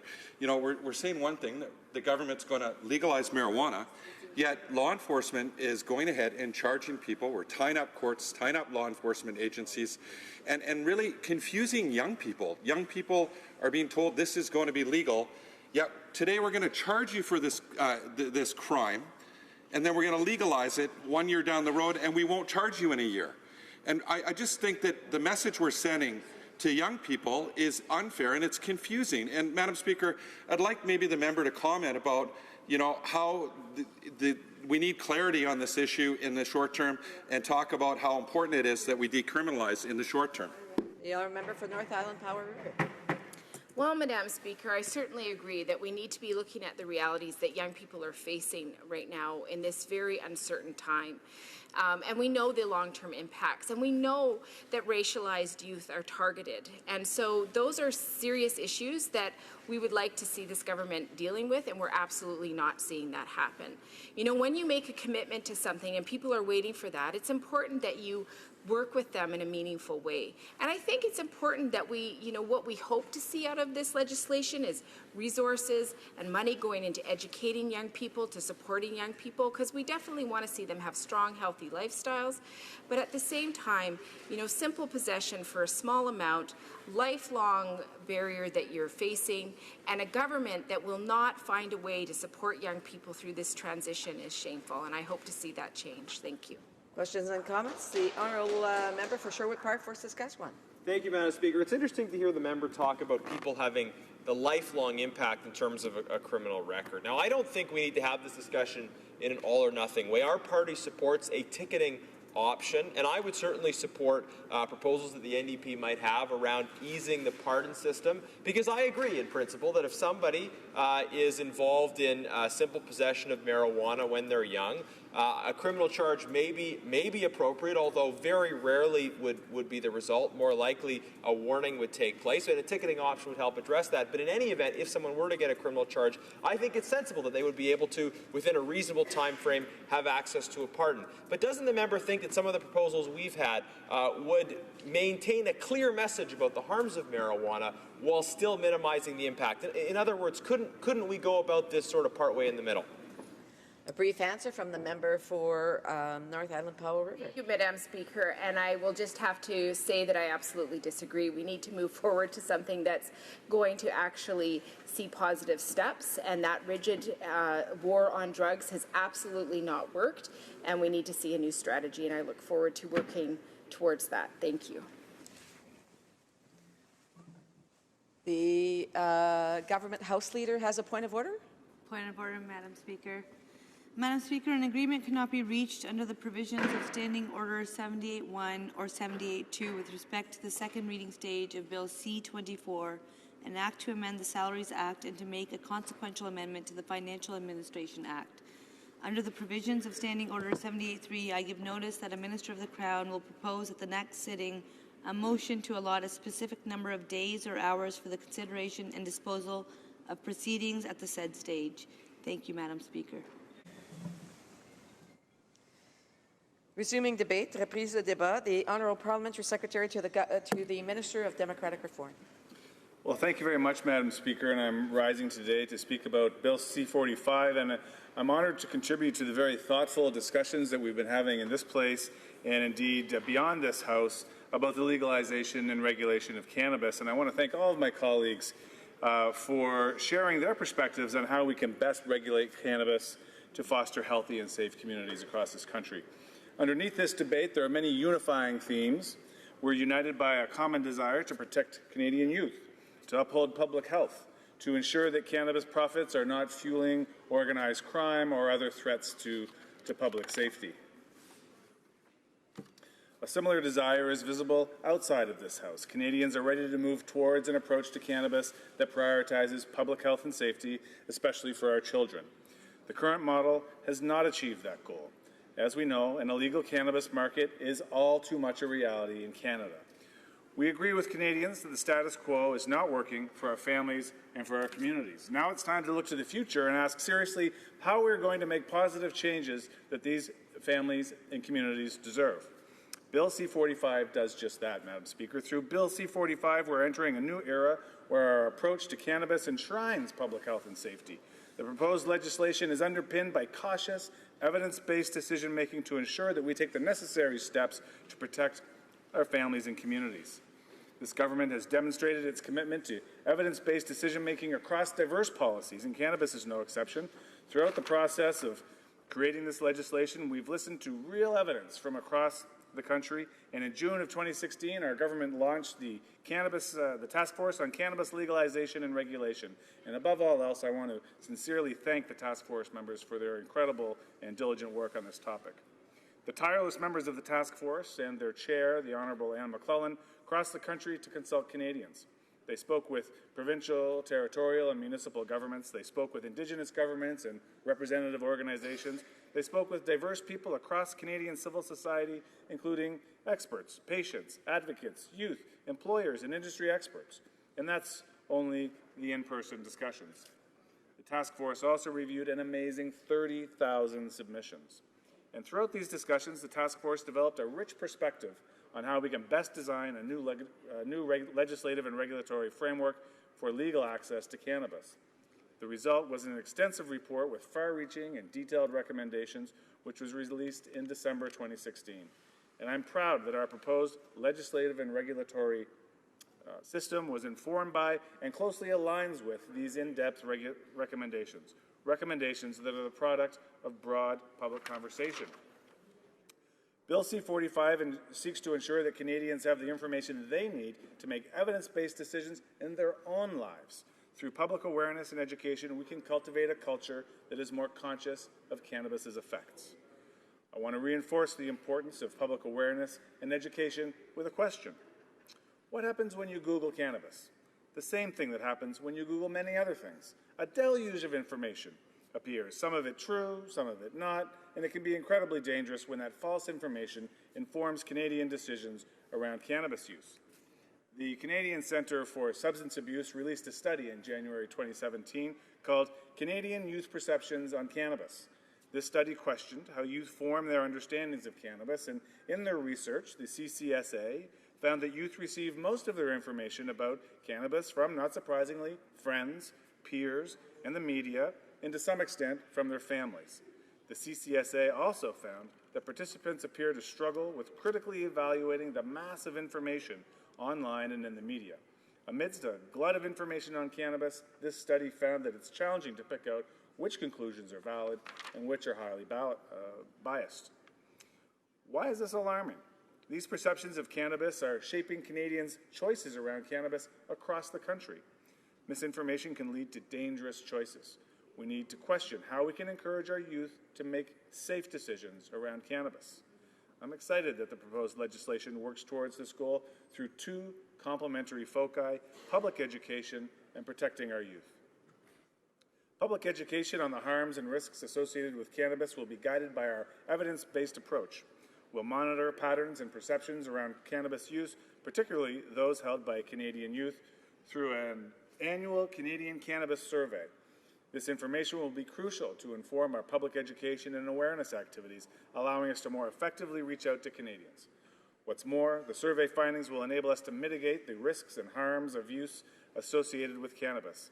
That's power of evidence-based decision-making. Budget 2017 reflects our commitment to public education and awareness around cannabis. In the budget, our government committed $9.6 million over 5 years to a comprehensive public education awareness campaign, as well as surveillance activities.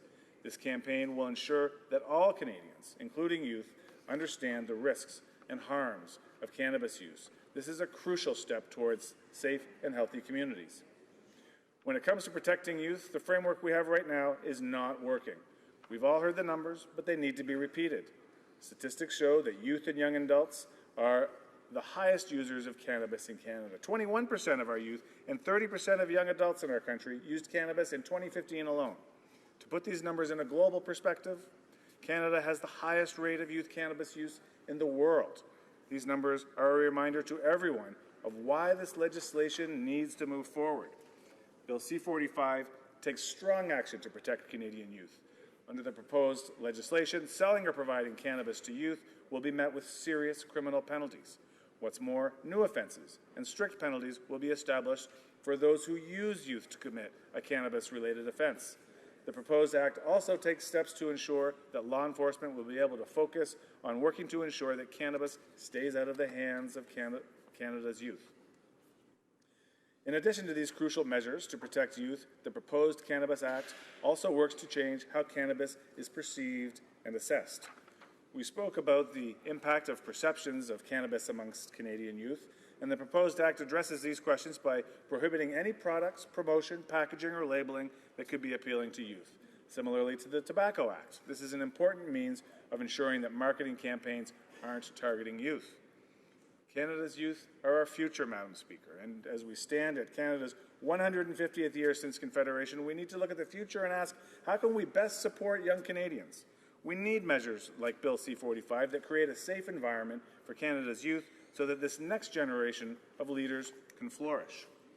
To protect Canadians, a pillar of Bill C45 is public health. This legislation takes two fundamental steps to create a regulatory regime that enshrines public health and safety. First, we will set rules for adults to access quality-controlled cannabis. I mentioned the importance of increasing awareness and information about cannabis. However, it's key that this information be rolled out in parallel to a comprehensive regulatory regime. These strict quality controls will ensure that Canadians know what they're buying. We need to monitor product quality to minimize risks to Canadians' health and safety. Second, we will establish a new, tightly regulated supply chain. Through this regulated supply chain, we can take profits out of illegal markets and organized crime. C45 brings in serious criminal penalties for those who operate outside of the legal market, and together these measures will foster public safety for Canadian families and communities. Madam Speaker, I am privileged to have a strong working relationship with the law enforcement community in my own riding, including with the Halifax Regional Police Department. In fact, on a Saturday night just last month, I had the opportunity to do a ride-along with the commander of the Night Watch. I saw firsthand that team's commitment to protecting our communities and ensuring our neighborhoods are safe for everyone. That night I learned that the illegal guns and gun violence on the streets of my city are there because of drug deals, and it's the same across this country. Taking profits from illegal cannabis sales out of criminal organizations is the best way to further the goal of getting guns off the streets and to complement the ongoing efforts of our tireless law enforcement officers. It's also important to note that under the new Act, the program for access to cannabis for medical purposes will continue. Researchers are continuing to explore the medical effects of cannabis use, like Dr. Jason McDougall at Dalhousie University in Halifax, who received a grant from the Arthritis Society to study how cannabis compounds can be used to manage arthritis pain. C45 maintains a program that allows access to cannabis for medical purposes, which reflects the task force's recommendation to maintain a separate medical access framework to support patients.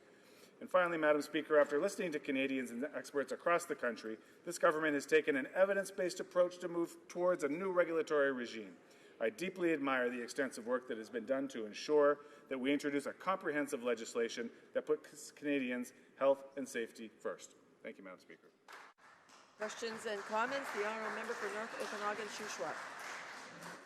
Thank you, Madam Speaker, and I'd like to thank the member opposite from Halifax for his attempts at defending this legislation they're bringing forward. But I have to say it's absolutely laughable in some of the ways they're trying to make this workable, or what they think is going to be workable. And the member previous from Vancouver Quadra also brought up the labeling issue of plain labeling, so that no labeling would attract youth. And I'd like to have the member explain a little bit more how that's going to work when right now the plainest label you can get for marijuana is in a baggie. There's nothing on it. How is the government's labeling going to be any plainer than that and turn away kids? The Honourable Parliamentary Secretary. Well, I thank the member opposite for the question and his keen interest in this file as we move to improve the situation for all Canadian families and communities. Of course, the illegal drug trade flourishes through the use of the plastic bags that the member refers to, and that's precisely what we're aiming to change through this regulation, so that the sale and provision of cannabis is done in a very safe, regulated way, where the crime is transferred from the person holding the legal amount of cannabis to the person selling the cannabis illegally. Thank you, Madam Speaker. Questions and comments? The honourable member for Courtenay Albany. I want to thank my honourable colleague from Halifax for his speech. Certainly, he's aware that we'll be supporting this bill. Our biggest concern is, again, around the 15,000 young adults and Canadians that have been charged with cannabis charges for carrying small amounts of cannabis. There's so much confusion going on, Madam Speaker, and I don't know about his community, but in my community there's 5 dispensaries. And young people are confused.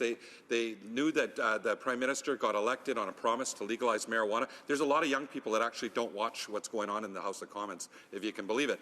And they don't know what's going on. They're confused about what's happening. You know, there's one detachment in my riding that is enforcing it and one that isn't, and they're both the RCMP. I just Googled cannabis like you did, and I found that I can buy a lot of cannabis online. And Madam Speaker, maybe the member could speak about whether he thinks it's just and fair that young adults are getting charged right now when this government's going to legalize marijuana. I just want to remind, advise the member that I didn't Google cannabis. The honourable member for Parliamentary Secretary. Thank you, Madam Speaker. And there's a very excellent Wi-Fi in the House here. You could give it a try.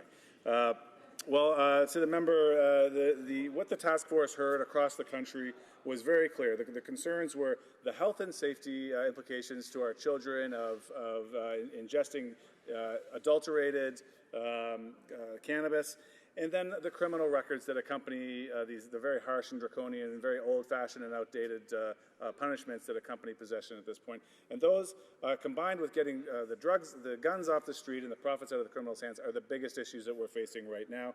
And of course, we've heard the honourable minister speak and the parliamentary secretary speak that the law is the law until we change the law. And we must proceed in an orderly and predictable way with our provincial partners through this process, and we will get there eventually, but for now, the law is the law until we change it. Thank you, Madam Speaker. We have time for a brief question. The honourable member from Malpeque.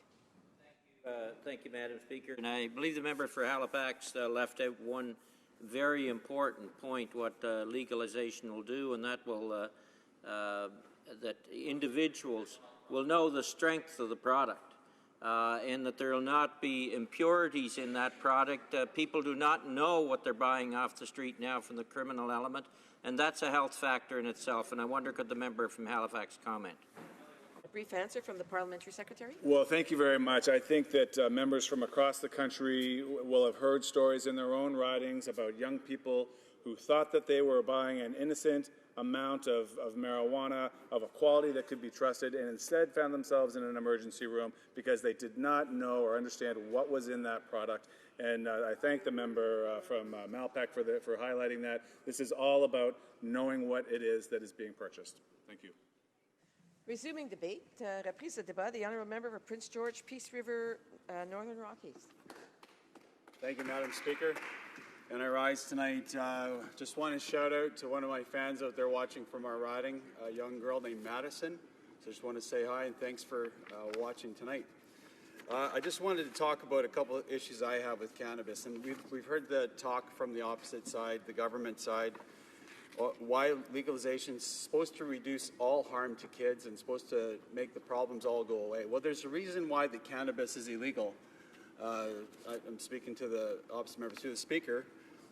There's a reason why it's illegal, Madam Speaker, and that's because it's not good for you. It's clearly shown. I have a couple of articles on my iPad right now, even just talking about the health effects, the negative health effects to our lungs. But I want to just dispute two facts that are supposedly being put on the table here tonight by government, and two real basic ones. First, the government says they want to protect our youth, and the second, they say they want to promote public health with legalization of cannabis. So I'm going to just talk about the youth. And part of the bill that's a big problem that when we saw it when it first came out on the Friday that they tabled it, huge thing that just was glaring to some of us on this side, is they talk about this is a distribution, this is from the actual act that the government is bringing forward, and they say that they want to keep marijuana out of the hands of the kids. And I guess I would dispute that based on what the law says is what they're putting forward. Now, it does say they want to prohibit it to anybody under the age of 18. But certainly we know that kids are going to get a hold of this. So that's kids defined as anybody under 18. And guess what the penalty is if kids deal 5 grams or under to other kids? Guess what the penalty is, Madam Speaker? 0. So I'll read it out just for everybody out there watching tonight and Madison that's listening too. The distribution clause is prohibited. Authorized under this act, it is prohibited for a young person to distribute cannabis of one or more classes of cannabis, the total amount of which is equivalent as determined in accordance with Schedule 3 to no more than 5 grams of cannabis. Well, what that says, Madam Speaker, in a kind of a sneaky way, it says that's prohibited above 5 grams, but it's completely okay to distribute 5 grams or less. And we've heard from other members from our party tonight that have said 5 grams can be as high as 15 joints of marijuana. So I just have this vision of kids selling marijuana to other kids, This government saying they're trying to protect our kids when the Act says completely the opposite. They say they're not going to do absolutely anything about kids selling marijuana to other kids. And to me, it's blatant that the health of our kids is not being considered with what they're saying here. And if they really care about our kids, I think they would toughen up the regulations and the laws that they're putting forward on kids selling, possession, and distribution of marijuana. This isn't just having one joint, even though that's still going to be harmful, potentially. But we're talking about 15 joints, Madam Speaker, that they're going to be allowed to distribute amongst themselves legally with no threat of any kind of prosecution or ticket or offense or anything. And to me, I have 4 kids of my own, Madam Speaker. And I think one concern that I have, as soon as this is deemed legal and legalized, is it makes it sound like it's government's giving it our blessing that it's okay to do. And I want to start talk a little bit more about what I mentioned about the second fallacy, I would say, of the government saying that they want to protect the health of Canada and Canadians. Because I have an article right here. It's by a pretty reputable association. It's called the American Lung Association. And this was one of the many reasons we listed when we were in government why we didn't want to legalize cannabis. I'll talk about what it says about marijuana and what it thinks about, the American Lung Association thinks about marijuana. The American Lung Association is concerned about the health impacts of marijuana use, especially on lung health. We caution the public against smoking marijuana because of the risks it poses to lung health. Scientists are researching marijuana, and the American Lung Association encourages continued research into the health effects of marijuana use, especially on lung health. I'll go down to where it talks about marijuana smoke. Smoke is harmful to lung health, period. Whether from burning wood, tobacco, or marijuana, toxins, carcinogens are released from the combustion of materials. Smoke from marijuana combustion has been shown to contain many of the same toxins, irritants, and carcinogens as tobacco smoke. So on the one hand, we have great programs in this country where we've seen tobacco use reduced, where we have these great efforts by Health Canada to make sure that we do our best to not market cigarettes to kids. For that matter, to adults, we have packages that are negatively marketed to adults with pictures of bad teeth, etc., bad lungs. And on the same hand, we're saying on current today of 2017, we're saying, well, it's really bad to smoke cigarettes, but it's okay to smoke marijuana, just because you're an adult. And to me, it's absolutely ridiculous. So when I hear the government side, across the way, and I hear some heckling over there because maybe they haven't considered the health effects of marijuana on our lungs, youth and adults included, I think they need to look at reputable associations like the American Lung Association that say that very fact. So to stand in this place and say that they're concerned about our health is hogwash. They need to actually do some studying and research themselves about the negative health effects that marijuana has on our bodies in Canada. So, we hear it across the way that they care about our youth, and we hear them stand up with some feigned indignation that they care about their kids. I trust they do. I absolutely trust they do care about their kids, but in this instance, they really need to take a second look about what they're saying and what they're promoting in this legislation. Because I'm sure that some of the members across the way, they're supporting it because they think that the biggest problem with marijuana is the charges that come from it, using it illegally. Well, the reason why there's charges there in the first place, Madam Speaker, is because, again, is what I started with, it's bad for you. It's bad for you on many levels. Lung, mental health, a bunch of different health issues that we have and we have concerns about that are proven to be health effects, negative health effects from marijuana use. So again, Madam Speaker, I'd really like to challenge the government side, if they're really serious about health and about keeping these drugs out of the hands of kids, to change this legislation to deal with it that way so it makes it more difficult for our kids to distribute marijuana. And I hear the member across the way, and I respect the member because we're on committee together, but I just wanted, maybe he needs to hear this again, Madam Speaker, about what the legislation that his government's putting in about the lack of penalty, the lack of recourse, I guess, for kids, that's anybody under 18, distributing marijuana, 15 joints, to each other. And if that member across the way and the government across the way is really concerned about our kids, they would have a provision in here where there would be some recourse. There is not. And I challenge the member across the way and the government across the way that if, again, they really care about youth and young people using marijuana and using it, again, as I would say, in a danger to their health, whether it's to their lung health or whether it's to their mental health, I think they need to make it much more difficult for youth to distribute to each other and to actually use.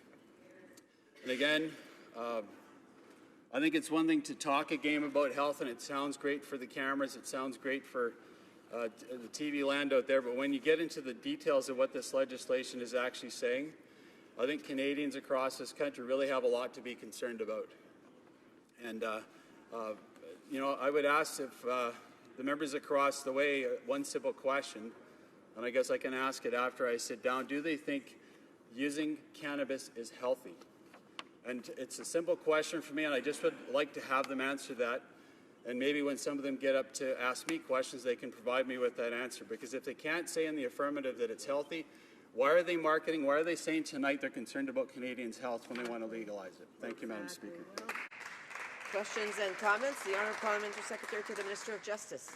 Madam Speaker, I'd just like to provide some reassurance to my friend and ask him a question. First of all, if I may, let me be very clear. Cannabis is a dangerous drug for kids. It's exactly why we want to strictly regulate it to reduce their access to that drug and to protect their health. Right now, we're leaving our kids in the hands of organized crime that are selling them a dangerous product with a great number of myths about it. I also wanted to advise the member. One of the risks to our kids, we talk about the great risks to their health. There's also social risks because we're putting them in the hands of criminals.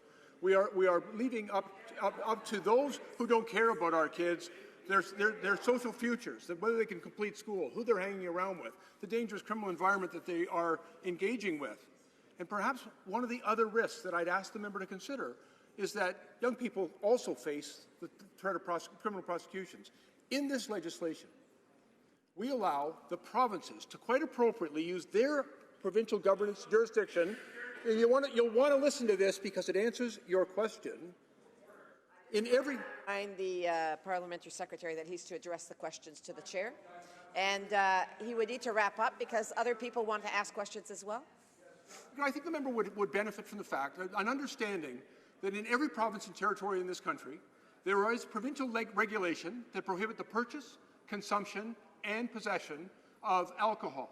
And we have worked with the provinces and territories to ensure that the provinces and territories enact similar legislation to maintain a complete prohibition without resulting in a criminal record for our kids. For Prince George, Peace River, Northern Rockies.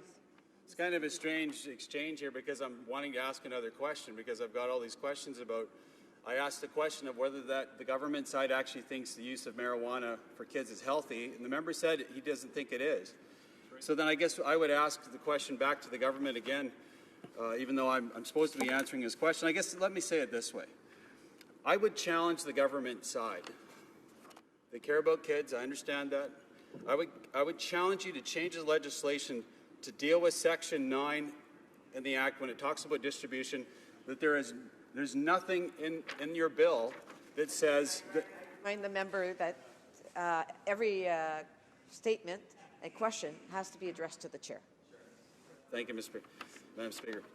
I would just ask through the Speaker again to change the legislation from the government side. I would challenge them to change the legislation so there is a recourse. So kids cannot sell to other kids, up to 15 joints. That kids cannot sell to kids without recourse or without change of behavior.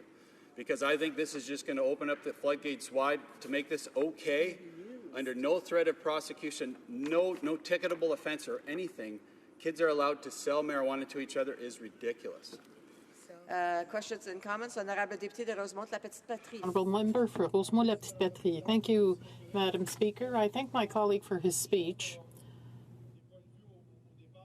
I think we have different viewpoints on this issue from the outset. I think marijuana could be legalized properly. Some countries have done so, some U.S. states, but there seems to be a lot of improvisation on the part of this Liberal government. I'd like to get back to one point. The government seems to believe that once this soft drug is legalized, organized crime and the black market will magically disappear. Whereas they give the example of alcohol, but it took decades, and cigarettes where it still exists. So I'd like to hear my colleague on the power of the drug that is going to be sold legally compared to the black market drug, and the price that will play a big role in what's accessible or not to our young people. River, Northern Rockies. Yeah, thank you, Madam Speaker, and I'll try my best to answer the question. I think what's concerned to all of us is the government's assumption that as soon as this is legalized, that the crime will go away and the problems with marijuana will just float away. The mental health issues, the lung issues, the issues of dealing with organized crime, all those issues are just going to magically float away, and that's just simply not the case, Madam Speaker. I think it's wishful thinking to presume that. Again, I'd like to get back to the original reason why cannabis is illegal in Canada in the first place, and that's because it's not good for you. And as a government, I think we have responsibilities in this place to take care of our citizens, and this is one of those things, especially with their kids, is make it as difficult as we possibly can for them to get marijuana and also to deal marijuana to each other and to sell it to each other. And Madam Speaker, this bill falls far short of that, and I think we need some significant changes for it to help our youth. And thank you, Madam Speaker.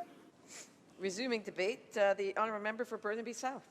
Thank you, Madam Speaker. It's a pleasure to be here at this time of day to discuss about a topic I think is really important. I do have to say, though, that I think this has probably been one of the most half-hearted debates I've heard in a long time. You know, I've been in this house since 2011, and I've seen that side of the house banging their desktops and yelling and getting not thrown out of the house, but warned. I've seen this side of the house pulling their hair out and lighting themselves on fire, but I don't really find that in this debate, Madam Speaker. I find that the objections that are coming from this side of the house seem a bit diluted. They don't seem, you know, they don't seem as excitable. People are as excitable about it. In fact, there seem to be more, people seem more upset about the time allocation motion than they do actually about this bill. On that side of the house, we have a lot of caution. The government's talking about how they're putting this legislation in to protect kids, and they're building this whole armor around themselves. And really, I think that might mean that maybe we've got it right. Maybe we've got it right here. Is that you know, the government knows they have to proceed, but they have to sell it in a particular way that's not going to alienate an important constituency. On this side of the house, there has to be enough objections to kind of to cover the bases, to be polite. You know, and then we're going to proceed to the Senate or the other place, and we're going to see what's going to happen. So perhaps the government's kind of hit the right tone here, and I would commend them on that. And I will be supporting this bill, of course, Madam Speaker. The reason I'll be supporting this bill is because I've really been campaigning on this issue since 2004. That's when I first ran for office. I didn't win, but during that election, I had the privilege of running with the great Jack Layton. And I was fairly new to politics. Jack came out to Vancouver, and I got to hear him speak. I got to campaign with him, and of course, Jack Layton was very big on decriminalization of marijuana. And in 2004, that was a huge risk. I got to say, like, we were branded as extremists in that case from both the Liberals and the Conservatives, saying that decriminalizing marijuana was such a, you know, that only 5% of the would would support that, and we were showing that we were radicals, hippie radicals. And in fact, during that election, Mark Emery, the great, he's definitely a marijuana advocate, he endorsed me through the election and actually campaigned in my riding for me. So this is how the debate has changed, Madam Speaker, because I noticed that Mark Emery was actually at the Conservative Party convention.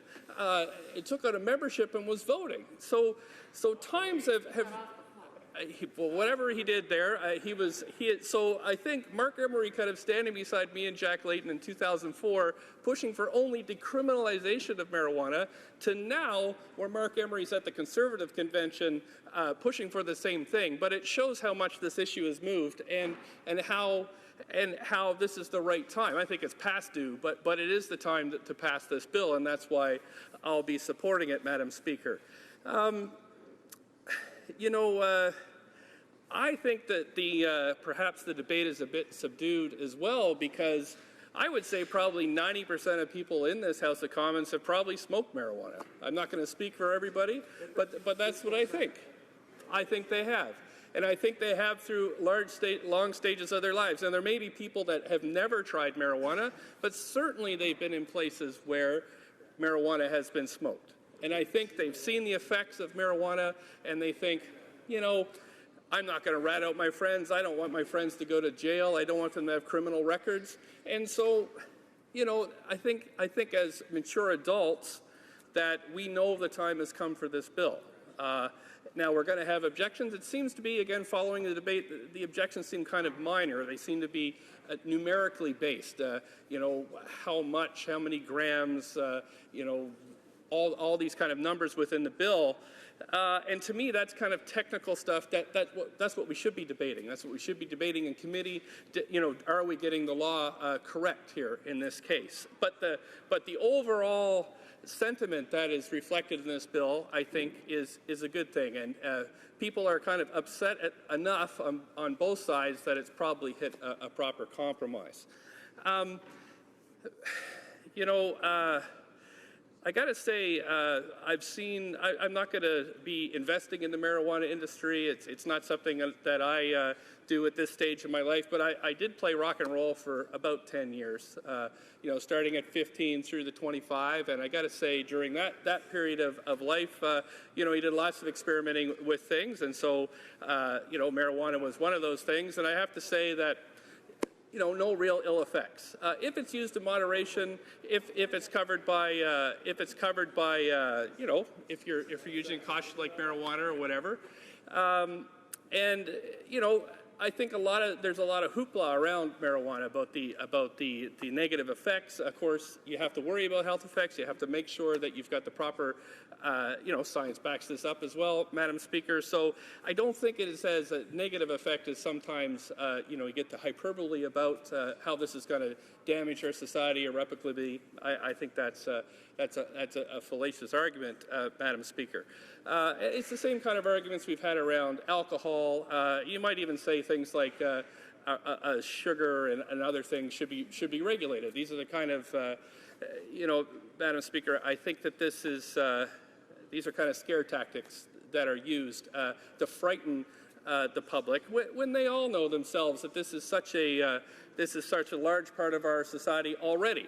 So if I can quote the Fraser Institute, which I often do, marijuana is a $7 billion a year industry in British Columbia. It's bigger than any other agricultural product that's produced. $7 billion a year. Where does that money go? That's my question, Madam Speaker. Where does this $7 billion a year go? Well, I can tell you where it goes. It goes into organized crime. And you see the effects of it. In fact, Madam Speaker, when I tried to rent my first office in North Burnaby, I couldn't find a place to live a place to rent because most of the buildings were owned by the Hells Angels.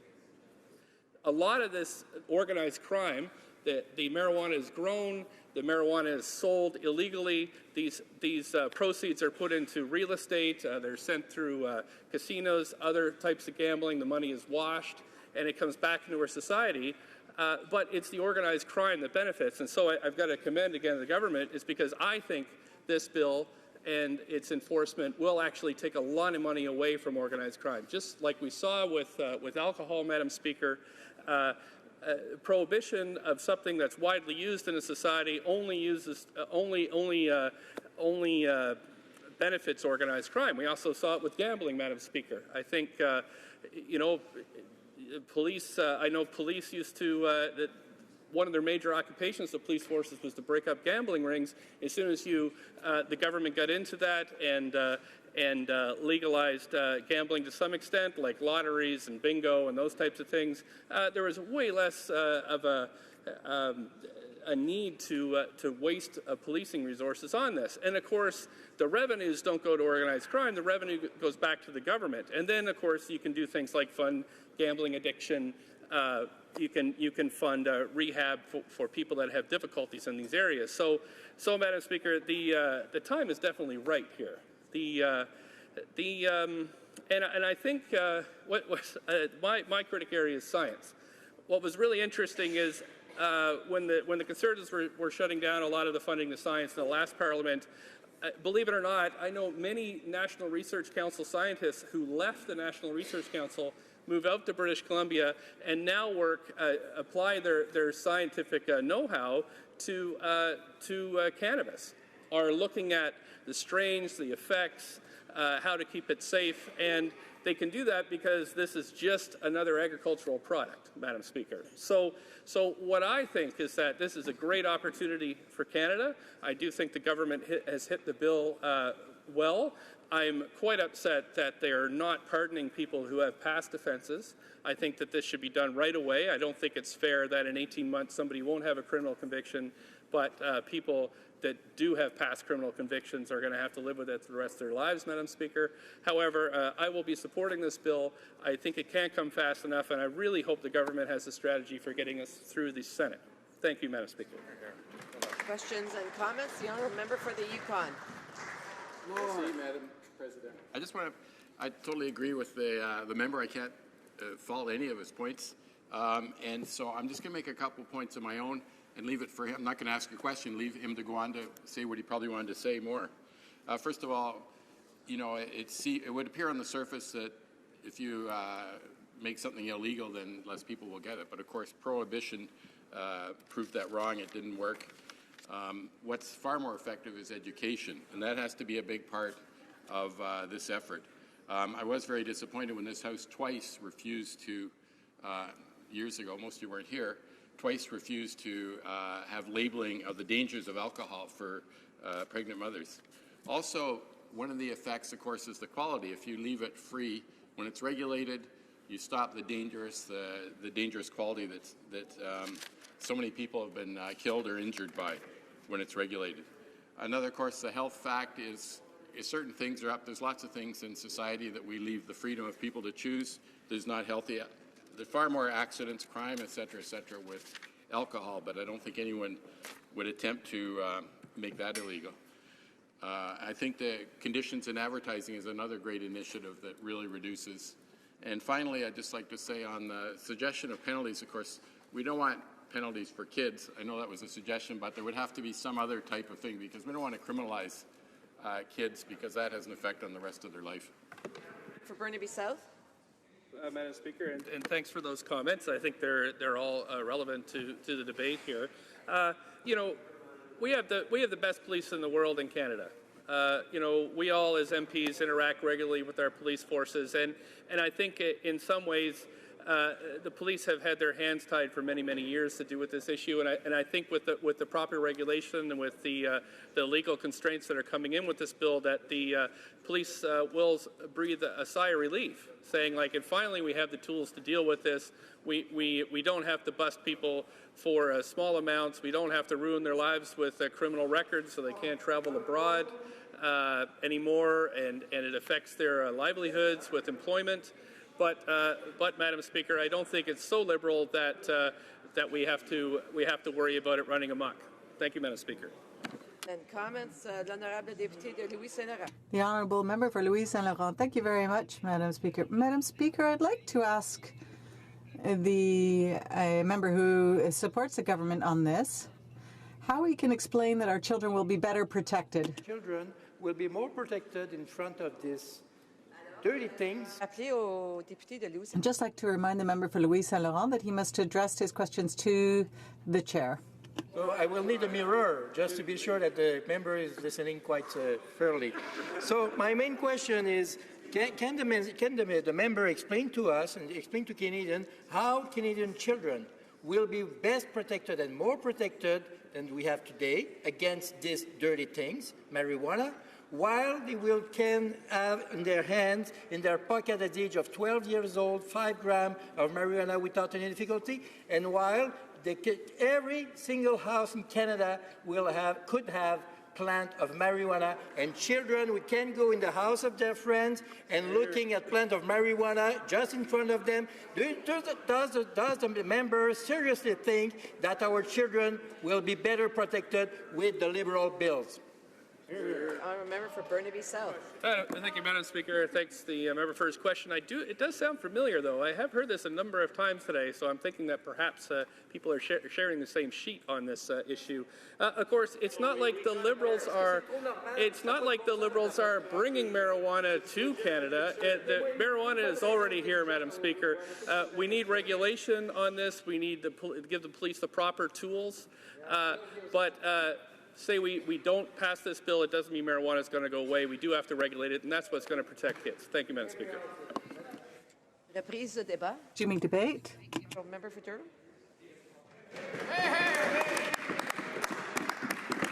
Thank you very much, Madam Speaker, and I'd like to thank my friends on this side of the House. I didn't hear any applause on the other side of the House. I know the House. Well, thank you very much.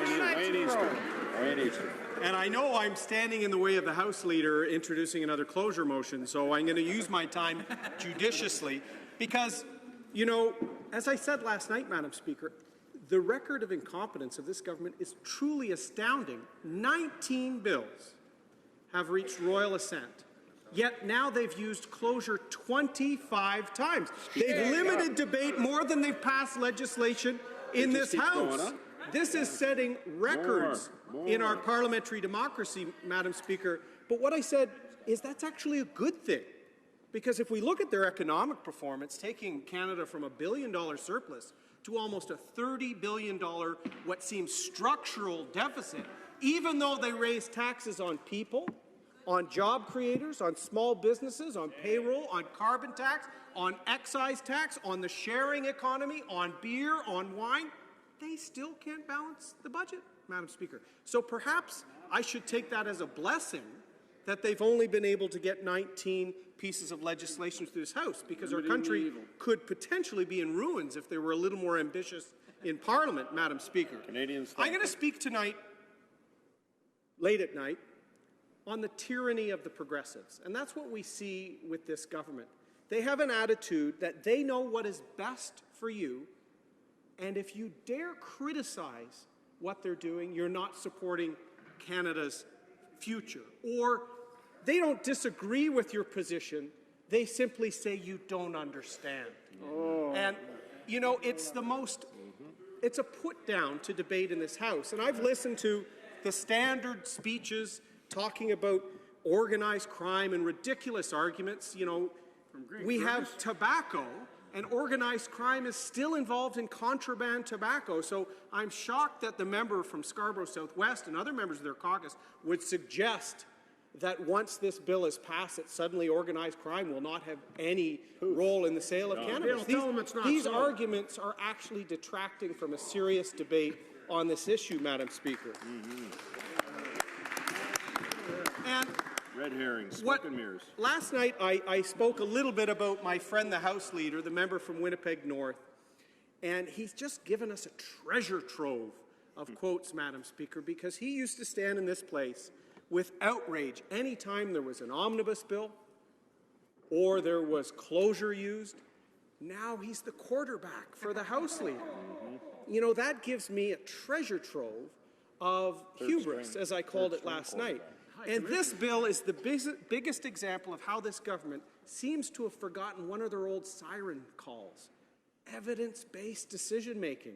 Do you remember, Madam Speaker, in the last Parliament, how they rallied around that as third party? Let me remind my friend from Winnipeg North what he said. He said in 2012, good government policy is made when you have evidence-based policy decisions. And what did the Treasury Board Secretary then in opposition say? He even turned a witty phrase on it. He said, on a public health issue, he said there was a time when governments were guided by evidence-based decision-making. This government seems to be guided by decision-based evidence-making.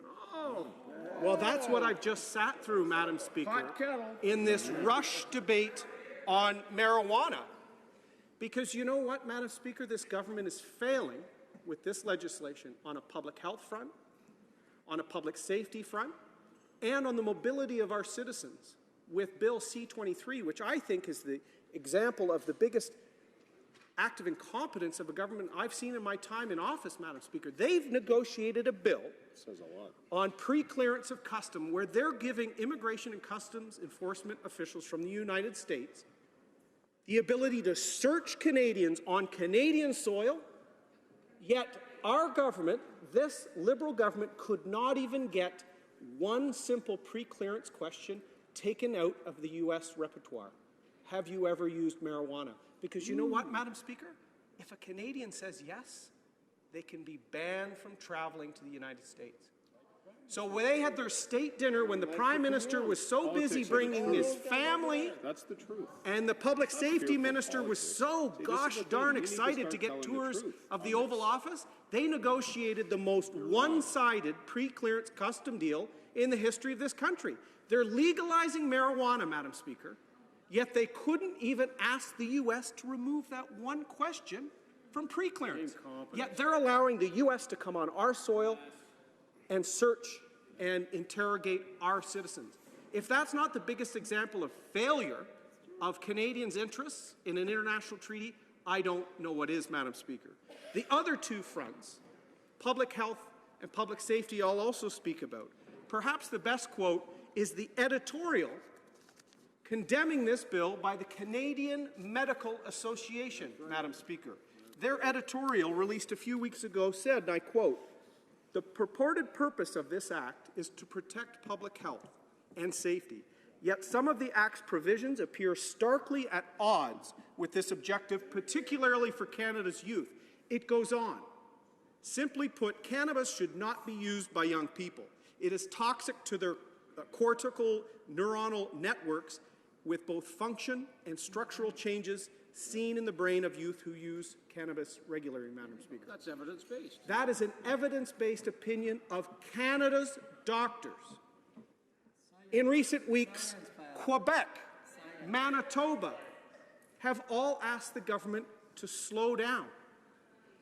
There's no ability to make sure youth are protected right now in the provincial regimes. There is no court-approved test for roadside impairment from THC, Madam Speaker. Law enforcement is not ready and is asking them to stop. Our physicians are asking them to stop. Yet, once again, the tyranny of the progressives. Tusk. They know what's better, Madam Speaker. You know, how dare we disagree? In fact, they're limiting debate on this again, Madam Speaker. Because how dare you share some of the concerns that families have about exposure of marijuana to their children? We know it harms IQ development. It can harm brain size development. And this government likes to quote Colorado's example. Colorado is using 21, Madam Speaker. Colorado has already experienced the edible problem where young children are seeing edibles in households and are being rushed to emergency room operations. Shameful. The Canadian Medical Association also decries their use of home-based growing, Madam Speaker, where the THC, the medicinal benefit, is not secured and rates of use can skyrocket. Organized crime can infiltrate this home-based portion of this legislation, Madam Speaker. So what we have here is a government that made a promise when its leader was the third-party leader, with no sound evidence behind implementing the promise, in full knowledge of the fact it would violate international treaties. I'm hoping with some knowledge of the fact that they were limiting the mobility rights of Canadians who want to travel to the United States. If they say they've used marijuana, they can be banned travel. Since I've been in high school, when Mothers Against Drunk Driving was stood up 30-some years ago, we've been fighting alcohol impairment. Law enforcement have been in the front lines of that, Madam Speaker. We don't even have reliable measures, and law enforcement have said they're not ready for the increase in impairment from cannabis that they're going to see. Yet this government not only rushes through blindly, disregards the opinions of our physicians, disregards the positions of law enforcement, including the Chiefs of Police of Canada, which the member, the Parliament Trust Secretary, used to be a member of. Long time ago. They're also disregarding provincial partners, Madam Speaker. And what upsets me is, as a lawyer, as a dad, I want to know that we're debating these serious issues completely in this House, relying on evidence-based decision-making. And when our physicians and others are telling us to slow down, we should listen. They used closure on the assisted dying bill, Madam Speaker. And just on the weekend in the Globe and Mail, we saw how the Canadian Medical Association and doctors across the country are having trouble interpreting that law, Madam Speaker. They're rushing out of this sense that they know better for Canadians. In fact, Madam Speaker, it's a condescension towards our parliamentary democracy that's unparalleled. All we're asking for is a little more debate, Madam Speaker. All we're asking for is evidence-based decision-making, but we're still waiting. Thank you very much. Questions and comments? The Honourable Parliamentary Secretary to the Minister of Justice. Thank you very much, Madam Speaker. If I just may, through you, correct my member, I wasn't merely a member of the Canadian Association of Chiefs of Police. I was their president. Madam Speaker, the member purports to value evidence-based policy, and I just wanted to share with him some of the membership details of the people that participated in the government's task force.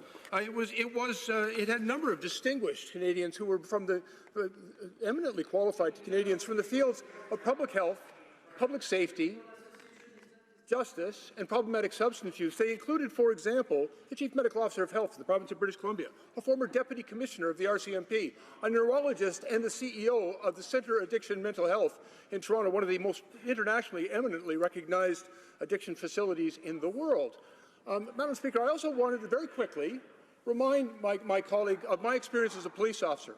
You know, 3 decades ago, police services across the country were busy enforcing gambling laws in every jurisdiction. And governments began to regulate that activity through regulation of lotteries and then casinos. Madam Speaker, today, there's not a single police service with a standing gambling unit because that activity is now completely regulated through government regulation, and organized crime has been driven from it. The Honourable Member for Durham. Listen, Madam Speaker, I respect my friend from Scarborough Southwest. I've talked about his noble service as Chief of Police Toronto. I respect that a great deal. I know he was not running for Parliament to be saddled with this mandate, Madam Speaker, and I think he's tried to handle himself ably. But I will recall for him his quote as Chief of Police to Toronto to the Scarborough Mirror, Madam Speaker, when he said, quote, "We do not support the decriminalization of small amounts of marijuana. That sends an appalling and inappropriate message, and it is not going to do anything to reduce the harm in our communities," unquote, Madam Speaker. So when that member was head of the Canadian Association of Chiefs of Police, he actually supported, Madam Speaker, the Conservative Party's position on marijuana. It's only when, come on over, Bill, as a very effective wingman for his Prime Minister, he's being saddled with this promise throwing you under the that bus they're too, having Bill. not only to rush, contrary to what physicians, provinces, and law enforcement want, they're trying to justify it now and limit debate on it, Madam Speaker. So we can have great debates in this House. All we're asking is for more time and more evidence. Questions and comments? Questions et commentaires? The Honourable Member for Courtenay Alberni. Speaker, and I want to thank the honourable colleague for his passion in this debate. Certainly his concerns around the health effects on youth, I share those concerns as well. We know, Madam Speaker, that 30% from evidence, that 30% of young people are experimenting with marijuana. And as we move forward with this new legislation, does the member agree that the tax revenue that's collected from the sale of marijuana should be used for treatment, education, and the prevention for youth to help curb them from using marijuana? Thank you, Madam Speaker. One thing that troubles me is I do think that there is already with this government a look beyond this bill and the regime to the revenues from it. And that probably concerns me even more than they're rushing this debate through the House of Commons. We should not be looking at something that the Honourable Parliamentary Secretary stood in this House just moments ago saying it's bad for young people. We should not be looking at that through the rubric of a revenue stream for government, Madam Speaker, because we shouldn't be trying to generate public good from something we know has public bad to it. So certainly I would like to see education. I would certainly like to see a more open and evidence-based discussion of this. On CBC recently, Dr. Brian Goldblum, I believe his name is, has said what he wants to see even more than this bill is a more informed discussion of the harms. And the CMA wants an age of 21. That's the age in Colorado. And when the evidence shows the risks out to 25, Madam Speaker, setting an age at 18, even if you're giving discretion to the provinces, is simply reckless. Resuming debate, the honourable member for Sherwood Park, Fort Saskatchewan. I just want to remind the member that I will have to, unfortunately, cut him due to time constraints. What time do I have? 5 minutes. Madam Speaker, never has there been such a great dissonance between the government's stated reasons for legislation and the actual impacts of the legislation. What do they tell us? That their goal is to keep marijuana out of the hands of children and keep the province out of the hands of organized crime. What does their legislation actually say? Well, it says that there will be no longer any criminal penalties for someone 12 to 17 who possesses up to 5 grams of marijuana. Not just who possesses it, by the way, but distributes it. So that means that a 16, 17-year-old could take up to 5 grams of marijuana and be seen wandering around an elementary school carrying that much marijuana on them, and there would be no basis for a criminal charge. A 17-year-old could give marijuana to a 12-year-old, and there would be no basis for a criminal charge. Now, for context, the New York Times a study found in mid-2016 that the average joint contains about 0.32 grams of marijuana. So we're talking up to 15 joints. It will be legal to carry and distribute that. Now, the government talks about careful regulations to keep this out of the hands of children, but the reality is their legislation allows home grow. It allows somebody with children in the home to grow up to 4 marijuana plants, and it does not in any way have storage or storage requirements around that marijuana. So the reality is a very real risk that it would be quite easy for young people to access marijuana that they could get from home, perhaps steal it. But either way, marijuana will be readily available, and young people will be able to possess it without the possibility of them being stopped or having it confiscated or having a criminal charge with respect to the federal legislation. That's the reality of the law. So how the government can claim that this is about keeping it out of the hands of children, Madam Speaker, it's ridiculous. All Canadians have to do is read the legislation to realize that that's not what we're talking about at all. Again, up to 5 grams possession and distribution will no longer be prohibited for minors, people 12 to 17. Now, they talk about a public health approach, but what's striking is the government members won't even send a clear message about the risks of marijuana. We have the parliamentary secretary talking about the risks on the one hand, but then we have the Prime Minister who has talked publicly about his own use of marijuana while a member of Parliament. What kind of message does that send in terms of the public health risks associated with marijuana? We should have leaders in this Parliament who are an example to young people about responsible and healthy behavior, but we have a Prime Minister who refuses to do that. What does that say about the public health approach of this government when they refuse to talk about or at all be open? Unfortunately, the time allotted is that we have tonight.